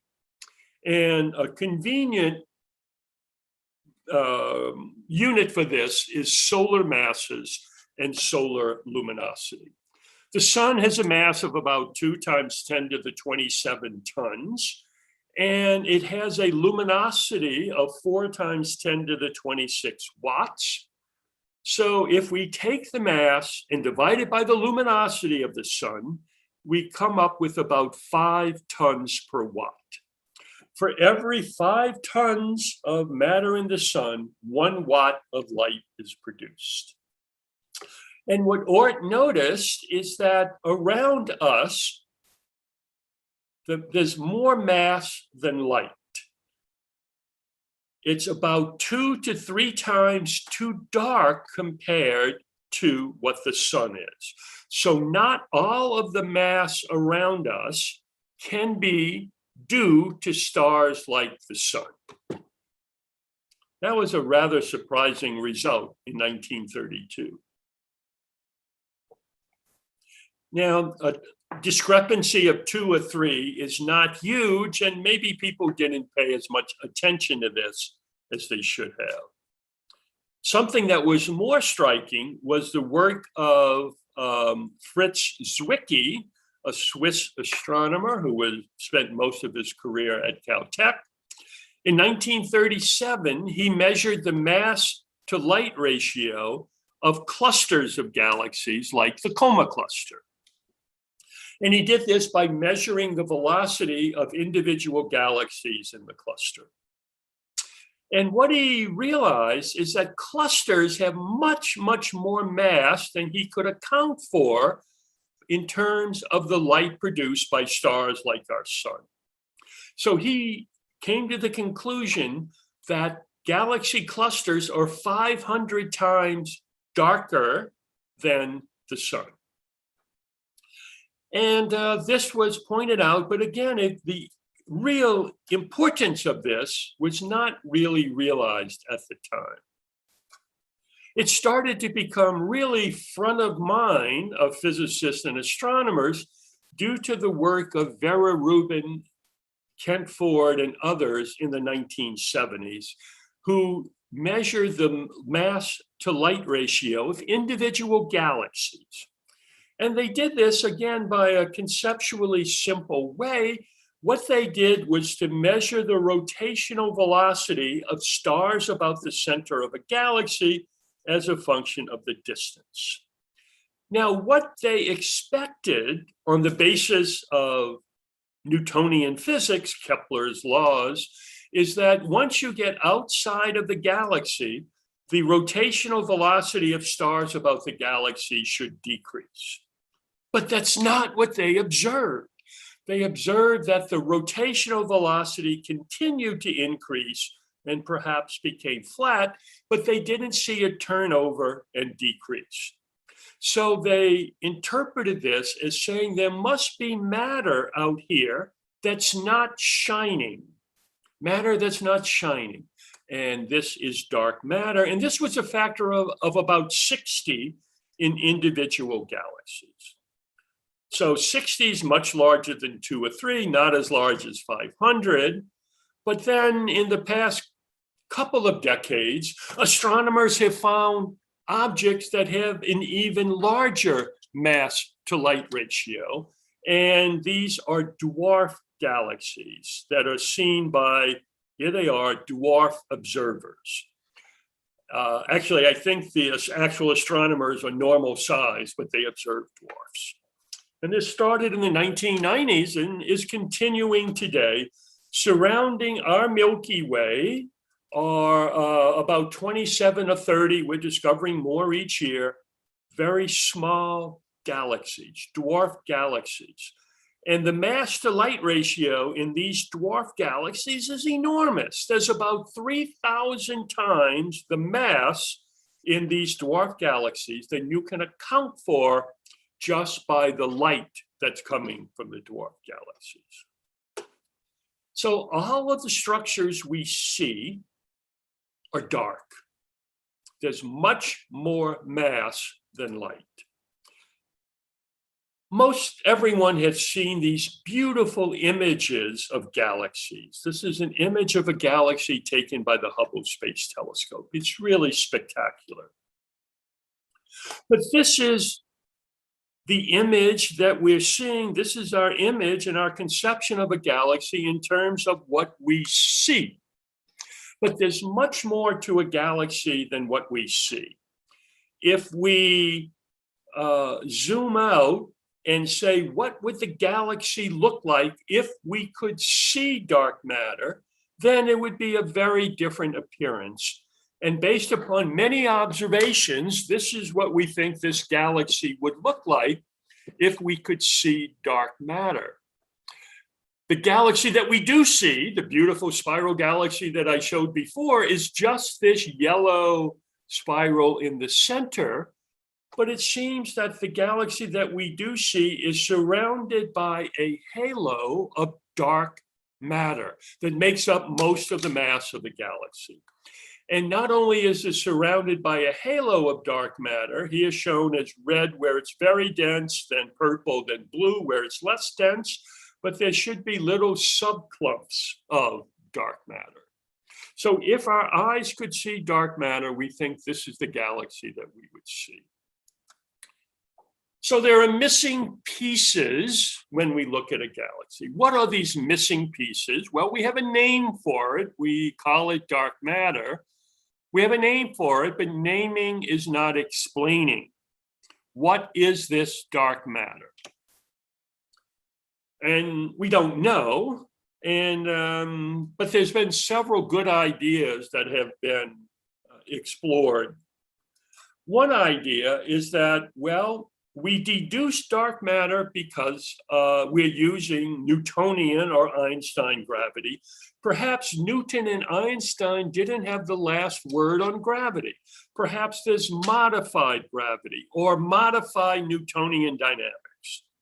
This is something that many people have worked on.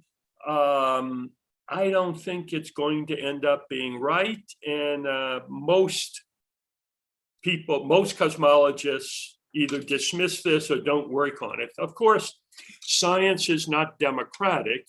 We can't take a vote among scientists saying what's right and what's wrong. Nature has the ultimate truth. But I don't think this is right. Another avenue that people have proposed is that the dark matter is a normal matter that's just in a configuration that's not emitting light. One possibility people talked about is rocky planets. Rocky planets are my favorite planets.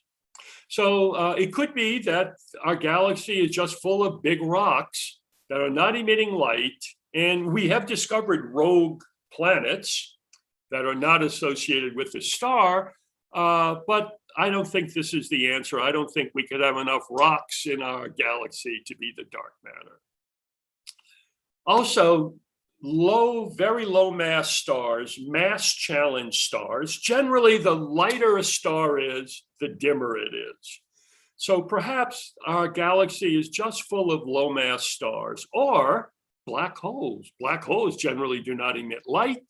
Hawking radiation is only relevant near the end point of the evaporation of a black hole. Black holes do not emit light. So taken together, planets, mass challenge stars, and black holes are called massive compact halo objects, or machos. I don't think this will be right either, but many people in particular recently are interested in black holes being the dark matter. So the idea that I will pursue and talk about is that the dark matter is an unknown, yet to be discovered, elementary particle species. Now, we already have many, many particles, but none of the particles that we know about have the properties that we need to be dark matter. So we don't know what it is, but we have a cute name for it, a weakly interacting massive particle, or a WIMP. And it has to be weakly interacting, otherwise we would see it. And it has to be massive, otherwise it wouldn't be bound into galaxies and other structures. A weakly interacting massive particle. So perhaps WIMPs are more important and bigger than machos, something that perhaps you would not have expected. Most of the idea of the origin of these WIMPs that are the dark matter today say that they were made in the early universe, that the origin of species, the origin of dark matter species at least, is in the Big Bang. And the idea is that at time equal to 0, when the temperature was infinite, there was an origin of the universe, of space and time. The universe emerged from the singularity, expanded and cooled, and about 1 billionth of a second after the bang, when the temperature of the universe was very large, 1 gazillion degrees, it was hot enough for the primordial plasma in the universe to create dark matter that survives to be most of the mass of the universe today. Now, the problem is, how do we say this is right or not? Earlier, I talked that astronomers can use telescopes to look out in space back in time. Can we look out in space back in time, back to this time, to see the dark matter being made? Unfortunately, we can't. No matter how large of a telescope we build, we can't look out in space back in time to this period, because at this period, the universe was so hot and so dense that it was opaque. The universe does not become transparent until about 380,000 years after the Bang, when the temperature of the universe was 5,000 degrees Fahrenheit. So the way to study the universe at this time is to recreate the conditions that were present in the Big Bang at this time on Earth today. It's remarkable that we can do this. And the place where this is done today is in Switzerland at the Large Hadron Collider that is outside of Geneva. Perhaps you can make out the Geneva airport here. This is the runway. This is Lake Geneva, the Alps in the background. Mont Blanc, I guess, is back there someplace. And this is downtown Geneva down here. And there is an accelerator constructed underground that crosses Switzerland and France that's 17 miles in circumference. And this is an outline of the accelerator. It's underground, we don't see it, so you don't actually see that yellow circle. And what this accelerator does is to accelerate protons to very high energy and have them collide, reproducing there in Switzerland for a brief instant the conditions that were present everywhere in the universe at shortly after the Big Bang. It reproduces the primordial soup out of which we came. So what can we say about the primordial soup? Well, we used to make primordial soup at Fermilab, and I happen to have a can of primordial soup here in my study. So I'll tell you about the primordial soup. The primordial soup were the conditions in the universe 1 nanosecond after the Bang, when the temperature of the universe was 100 million degrees. These are the conditions that we reproduce on a very small scale in accelerators. What was the primordial soup like? It was condensed. If I would get a can of primordial soup as it existed at this time, in every can of primordial soup, there would be about 100 times the mass of the Earth. 50 Earth masses in matter, 50 Earth masses in antimatter.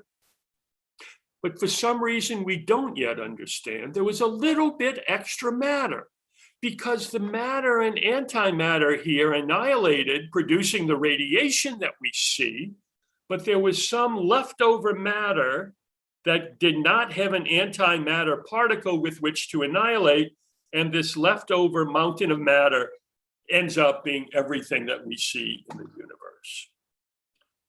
So the soup was condensed, the soup was hot.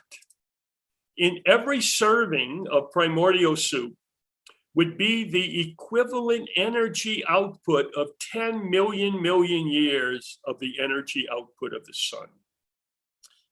Now, the sun won't live 10 million years, but you could imagine that much energy in every serving of primordial soup.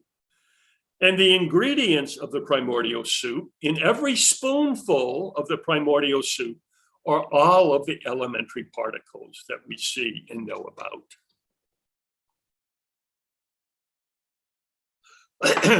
So for decades, physicists have been building larger and larger accelerators at higher and higher energy, producing conditions of larger and larger temperature and density and pressure, and have discovered elementary particles that make up everything we see in the universe except dark matter. we have not discovered dark matter at accelerators yet. So here is the game. Here's the goal of my friends who work at CERN looking for dark matter. This is an image of this representation of the size of one of the detectors at CERN. Here's a person standing here. You see that this is an enormous detector. When the detector's assembled, protons and protons will collide, producing many, many, many particles. And my colleagues who do experiments there are so clever, it's amazing. They're able to disentangle this seeming mess and say what kind of quarks, what kind of leptons, what sort of elementary particles are produced. And I say, well, that's great. You've discovered all these particles. Now you have to discover a new particle. You have to discover dark matter. And they say, boy, looking for particles is like looking for a needle in a haystack. And I say, aha, but now you have to look for an invisible particle in a haystack, because the dark matter particle is not going to leave any evidence, direct evidence behind in the detector. So how do they do this? Well, they go about it the same way historically neutrinos were discovered.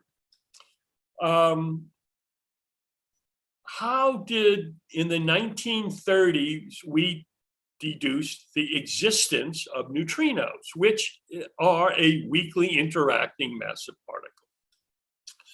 Well, we discovered neutrinos by the observation of missing energy and momentum. So let's imagine we have a radioactive source. So I want to have a radioactive source of neutrinos. Well, I've just had breakfast and I had a radioactive source of neutrinos with breakfast. I had a banana. Bananas are radioactive. They emit 15 neutrinos per second from the beta decay of potassium. Potassium 40 in the banana. So bananas are emitting neutrinos. Now, when there's the radioactive decay of a potassium nucleus inside the banana, a neutron decays into a proton and electron. And you can imagine, if you study the banana carefully enough, that you would see a proton and an electron going up. But you say, wait a minute, a neutron's decaying and a proton and an electron are going out in this direction. There must be some momentum balancing going out in the other direction. And something like this is what encouraged Wolfgang Pauli to propose the existence of another particle, a neutrino, that's going out, that's not seen, that's carrying the momentum necessary to balance the momentum and have an overall zero momentum. So this is sort of what's the idea of looking for dark matter at accelerators. There would be a proton and an antiproton, two protons that will collide, producing a jet of particles that go out in one direction. And it could be balanced by dark matter going out in the other direction. So the jet of particles that you do observe in the detector would be like the proton and the electron here that in principle would be observable. And there's nothing balancing the momentum except dark matter, just as the neutrino balances the momentum there. So the missing energy and momentum might be signals for dark matter. So our friends in Geneva, the particle physicists, experimentalists, are looking for dark matter, looking for signals like this. So this is one way to look for dark matter. Another way to look for dark matter is to look up in the universe and look for dark matter in the heavens. And the idea here is if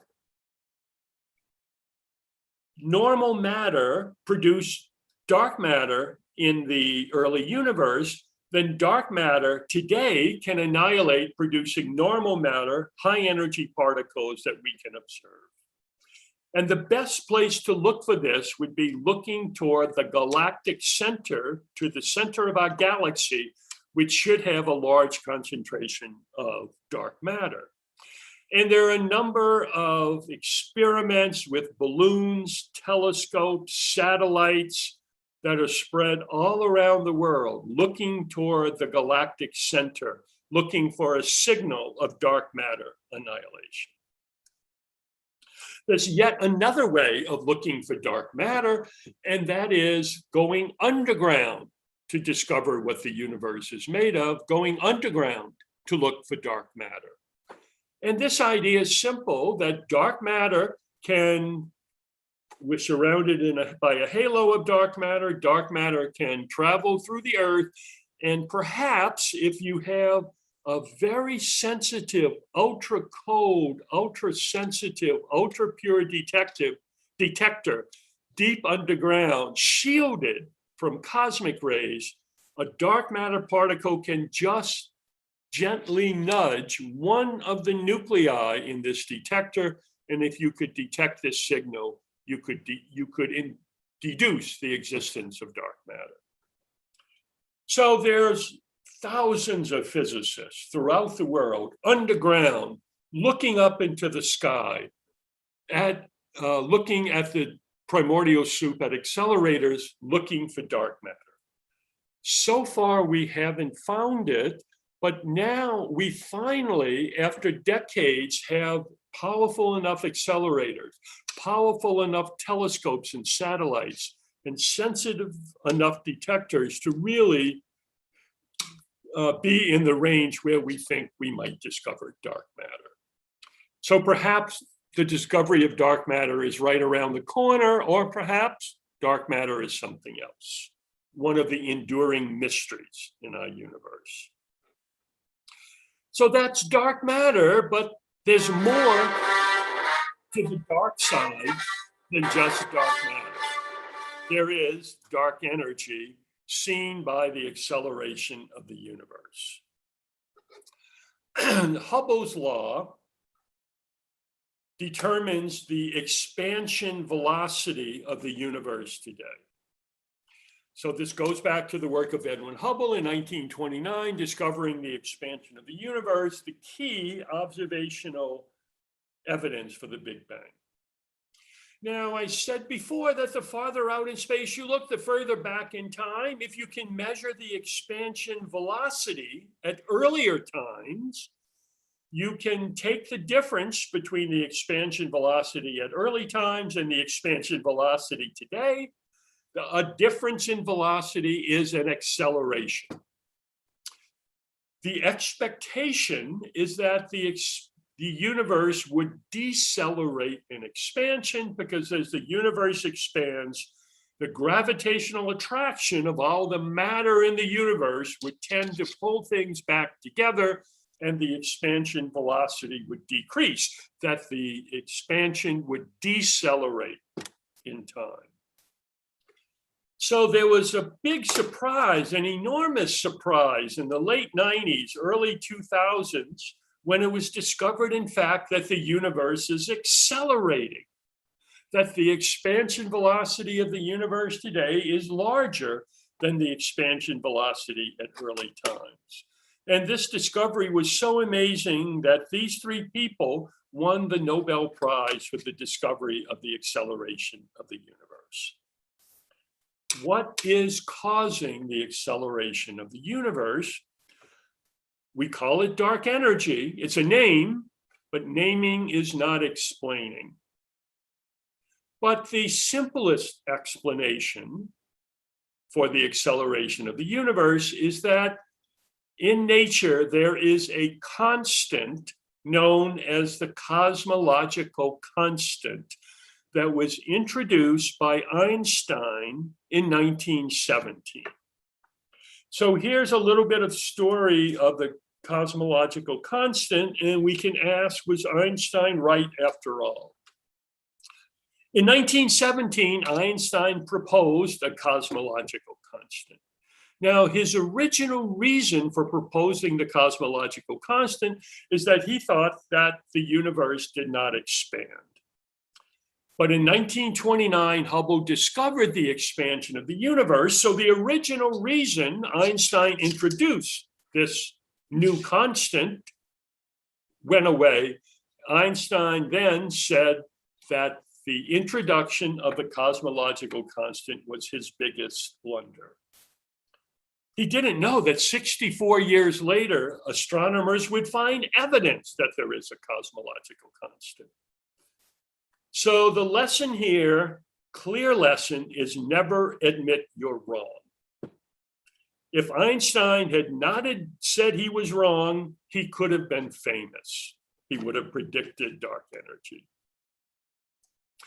Okay, so if Einstein's cosmological constant is the explanation for the acceleration of the universe, it's equivalent to the idea that in every cubic centimeter of space, there's 10 to the minus 30 grams equivalent of dark energy.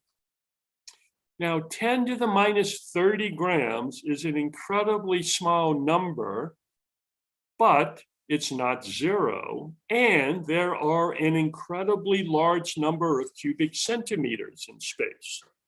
So it could be that this very, very, very small mass energy of space dominates everything else in the universe.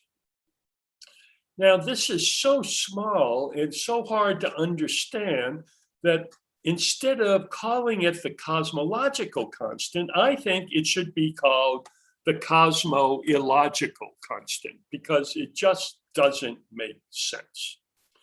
So how can we understand how empty space, absolutely empty space, the vacuum, can have an equivalent mass energy?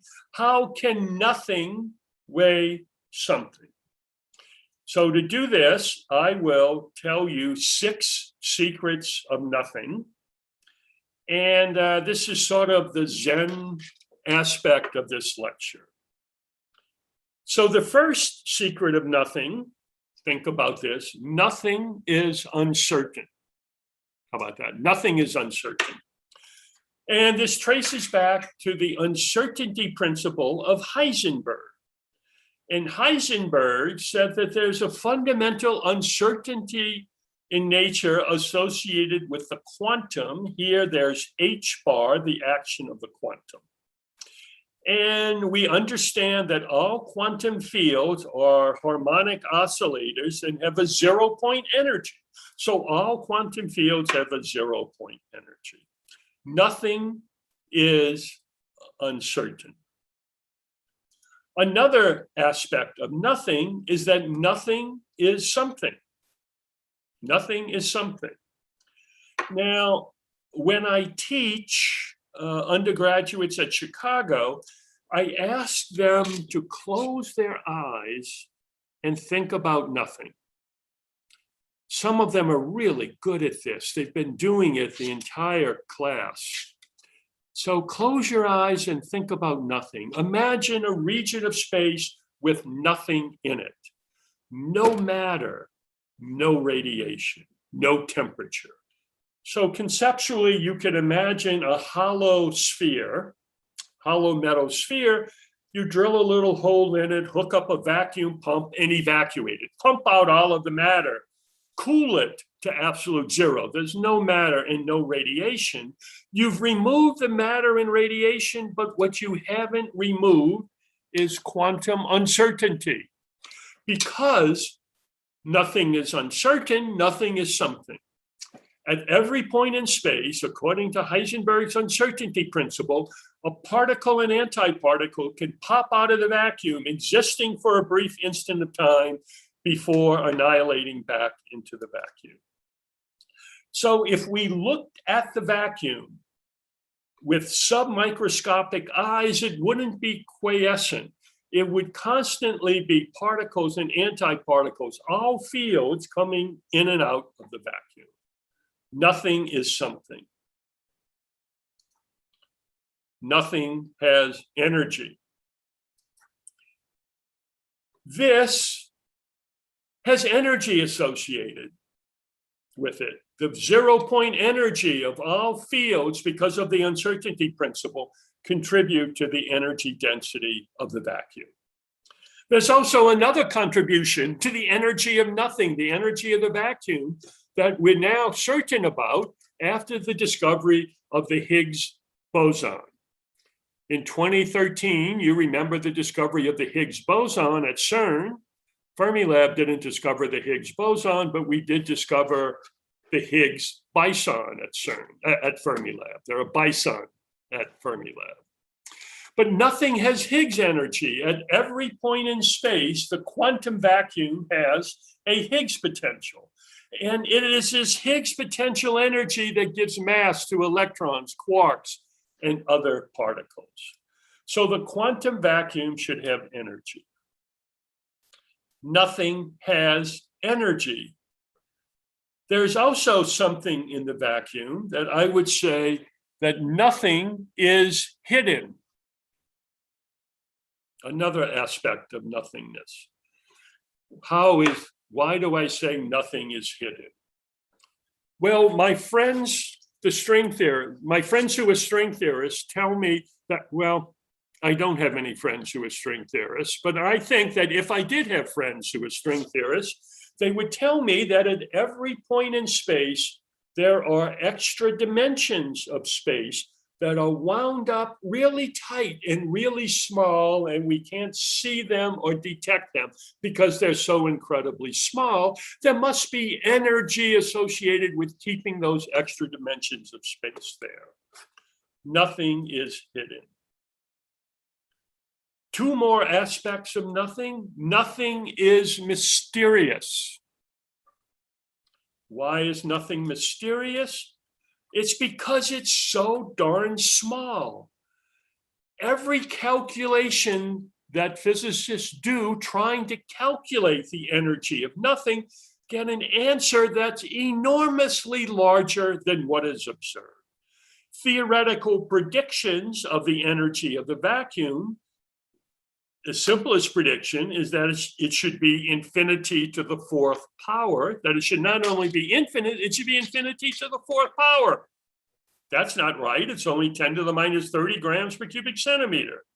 You can work very hard, and maybe if you come up with a theory of quantum gravity, you could have a prediction that's 10 to the plus 90 grams per cubic centimeter rather than 10 to the minus 30. Or in other possibilities, maybe 10 to the plus 30 grams per cubic centimeter. Every calculation gives an enormous result. Nothing is mysterious. Finally, nothing matters. It is the energy of the vacuum that will determine the ultimate fate of our universe.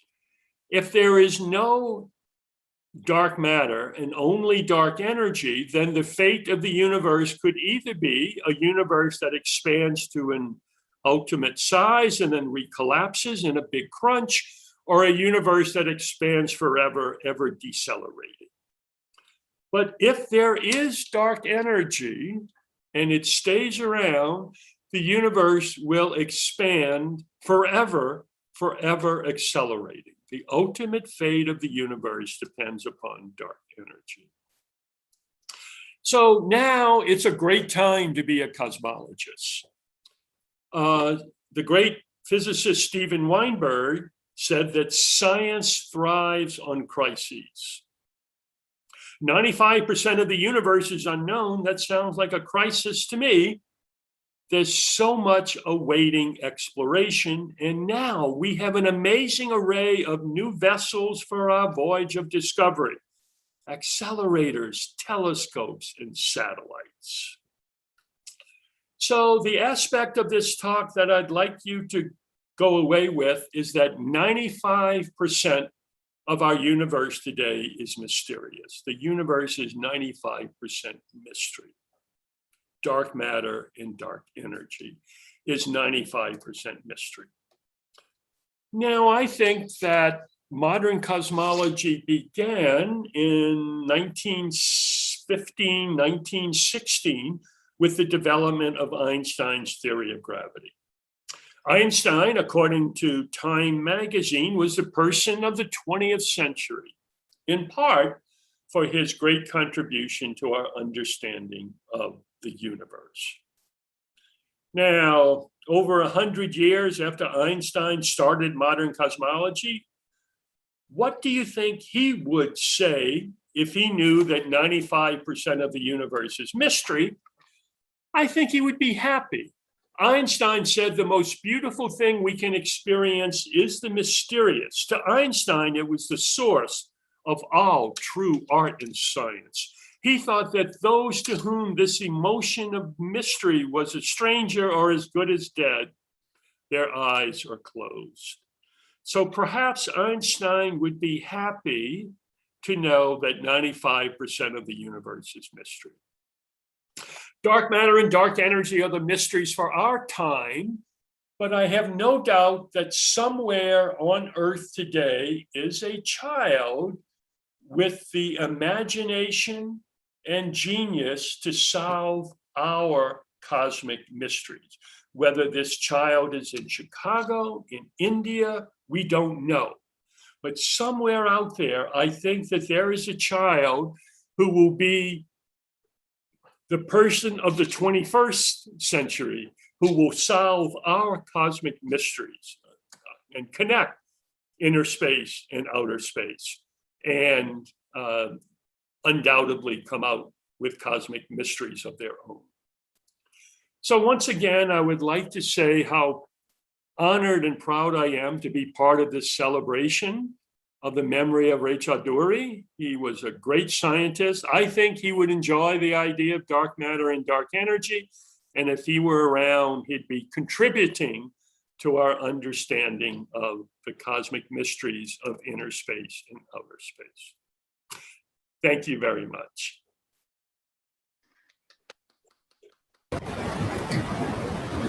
Thank you.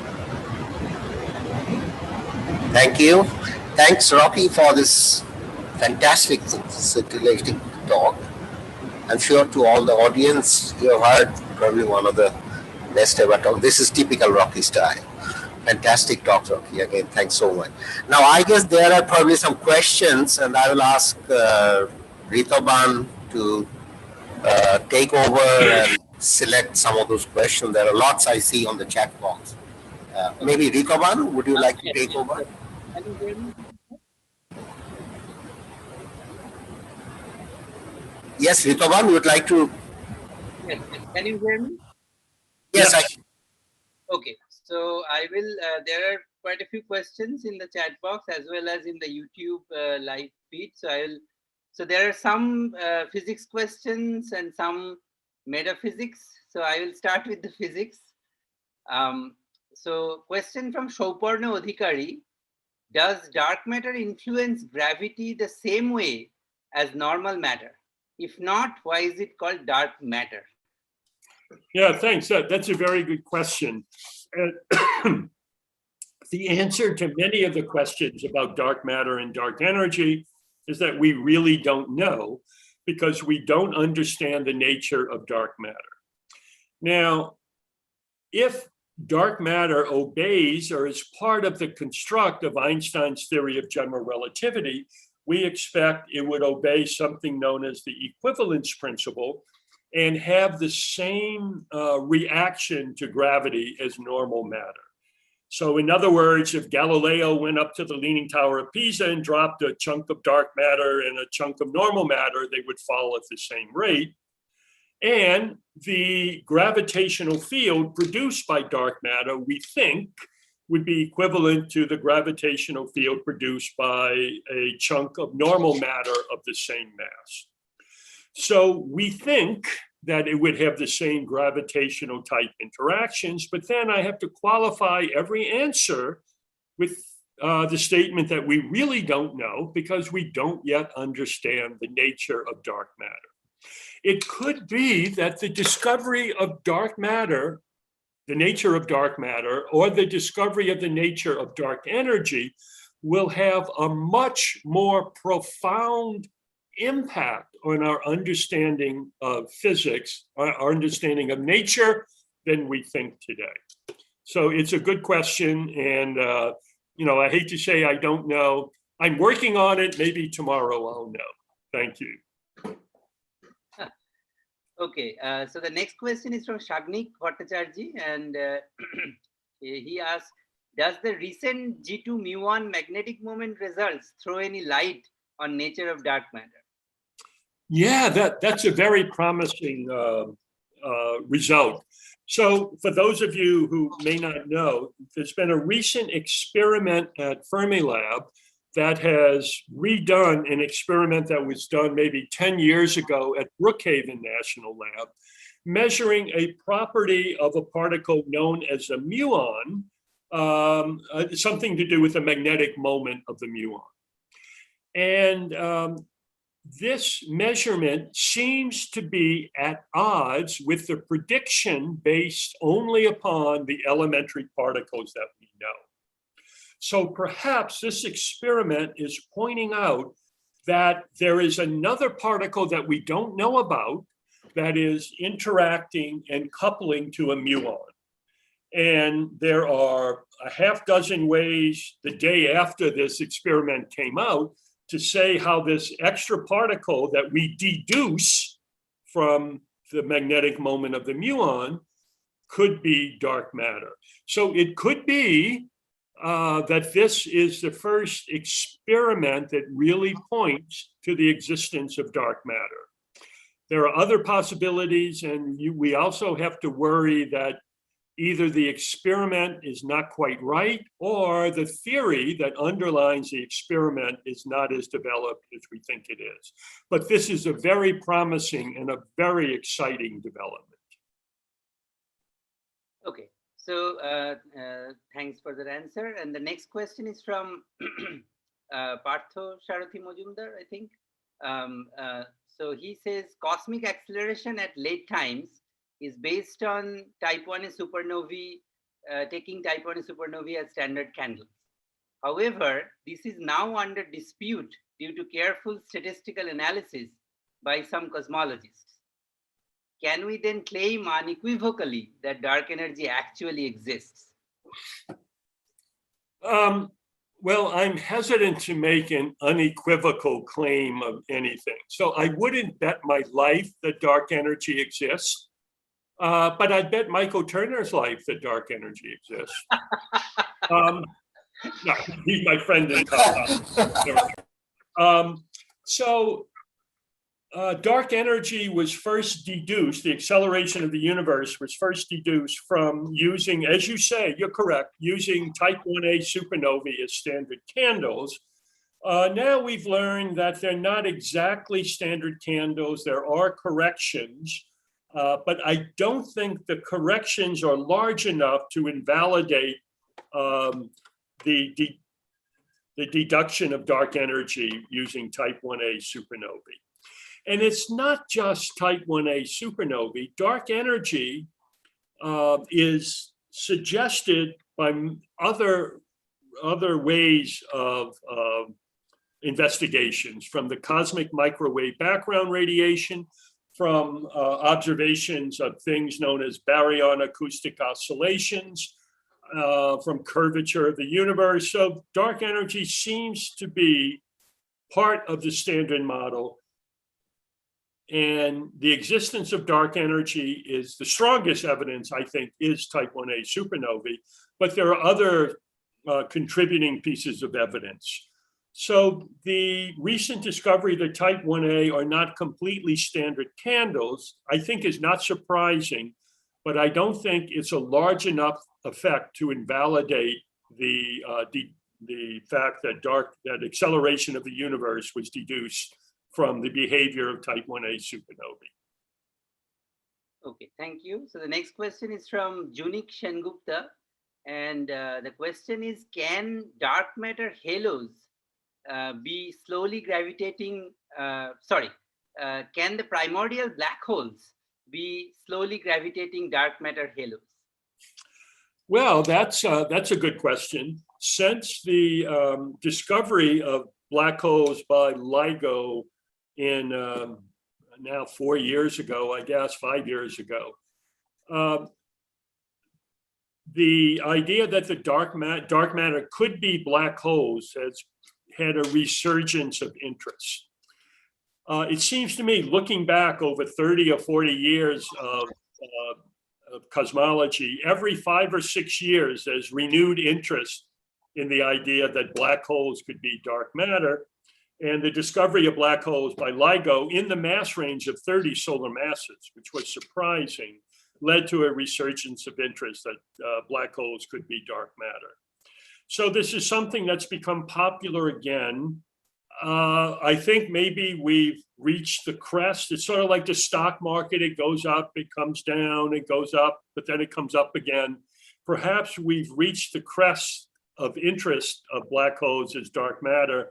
And people are realizing that there's a lot of difficulties in trying to come up with plausible scenarios to make primordial black holes be the dark matter. But it's something that should not be dismissed. Again, we don't know the nature of dark matter. I follow the idea that it's a new elementary particle because I think that's the most promising avenue to pursue. But we should keep our eyes open, and it could be, in fact, black holes, primordial black holes. So that was a very good question, and I encourage people to work on it. Thank you. The next question is from Shuman Pramanik. The question is, do you expect some kind of matter-antimatter anisotropy for WIMPs, or the concept of antimatter is not valid in that theory? Wow. Again, that's a very good question. And I hope at some point there'll be a question where my answer will not be, we don't know. But again, this is another question that I'd have to say, we don't know. Since we don't know the nature of WIMPs, we don't really understand the origin of WIMPs. It could be that the origin of WIMPs is due to an asymmetry between WIMPs and antiparticles of WIMPs, anti-WIMPs, just as the origin of the matter that we see is this asymmetry between matter and antimatter. Now, we don't understand the origin of the asymmetry between matter and antimatter, so we are far from understanding any asymmetry between WIMPs and anti-WIMPs. But that is certainly something that people pursue. It's called asymmetric dark matter, and it's a good idea. There are many papers written on it. You know, dark matter is such an exciting field that there are many possibilities. It's a great time to be a theorist. So if you're interested in this, there is some literature on it, and you should work on it. Okay. So talking about questions to which we may know the answer, there's a question from Neha Bose, who is one of our second-year students. So as galaxies rotate very fast, should we not be thrown out of the galaxy? How do we manage to be in balance? So galaxies are not rotating that fast.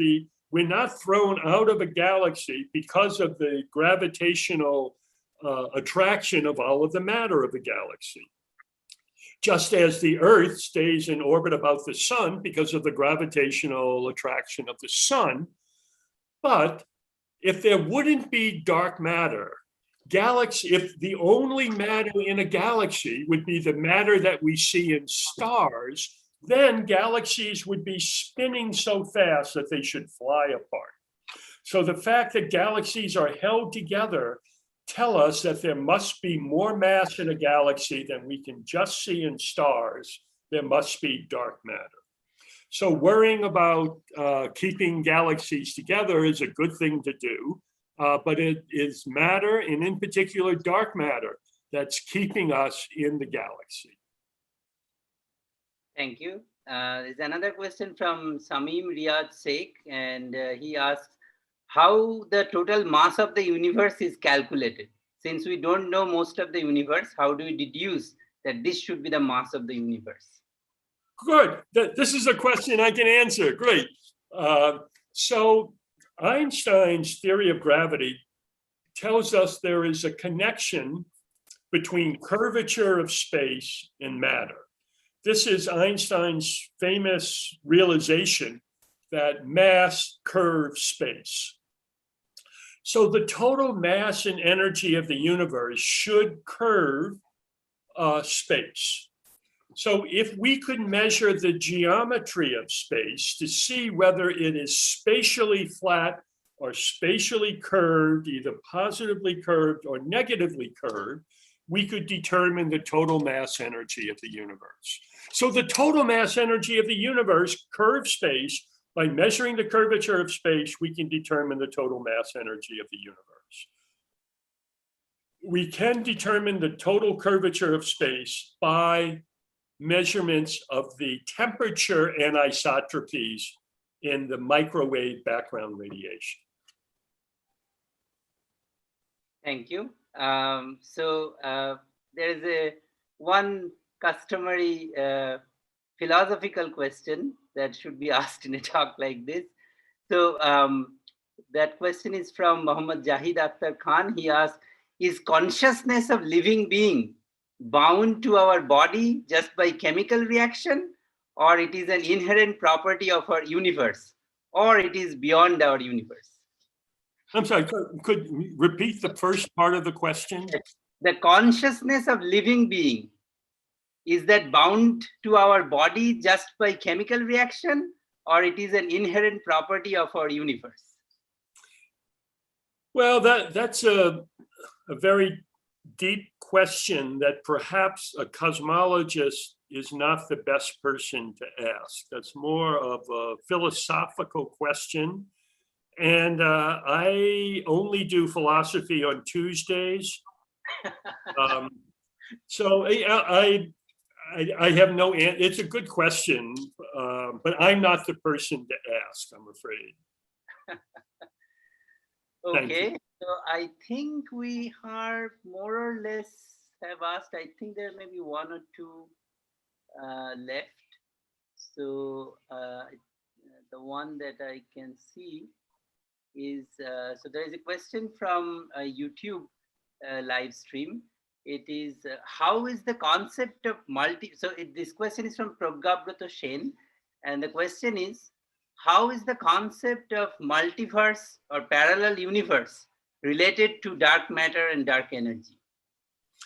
Yeah, so the idea of a multiverse is something that is really interesting. And in fact, what we see and call the universe may be only one structure in an infinite number of universes, and this is called the multiverse.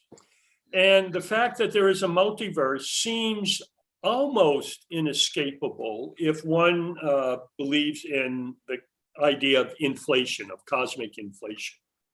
Now, what is the connection between the multiverse and dark matter? I don't think there's any clear connection between the multiverse and dark matter. Some people have tried to make this connection. I'm unconvinced. We don't know very much about the multiverse, I'm afraid. So it's a really good question, and maybe there's a deep connection. And as I mentioned before, maybe dark matter is a much more revolutionary idea than we think of today. So what I've talked about, the idea that dark matter is just a yet to be discovered elementary particle, is some sense a very conservative answer. It really doesn't overturn any of the foundations of science or of physics. Perhaps dark matter will overturn it, and perhaps it will be connected to the multiverse. Okay, thank you. So I think we have finished up most of the questions, and there's a few other questions that has already been answered through the questions that have been discussed. I think I will end the question answer session with a comment from our former student Doipayan. So Doipayan says, finally, nothing makes sense. Good, good. So I will hand it over to Professor Pijushpani Bhattacharya. Pijushda.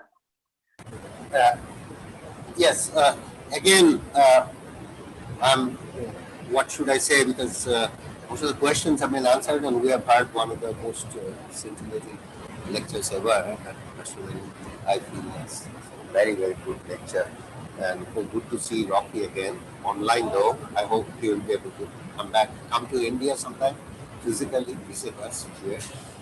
And so I think now I have the pleasant duty to pass over the microphone to Suchetana, who will have to say a few words about vote of thanks. Is that? Yes, thank you, Pijushpanida. Can everybody hear me? Can people hear me? Yes, we can hear you. Okay, so I don't think it's appropriate for me. I mean, after this fascinating session, both on what we heard about Professor Raichaudhuri and then this terrific talk by Professor Rocky Kolb, I will just keep, Rocky is always my fan. I mean, ever since I got hold of his book, The Early Universe, he was my hero right from grad school. And I'm so glad that we could have him here. It is currently my workplace and was also my alma mater during my undergraduate years. And we could have this fantastic talk.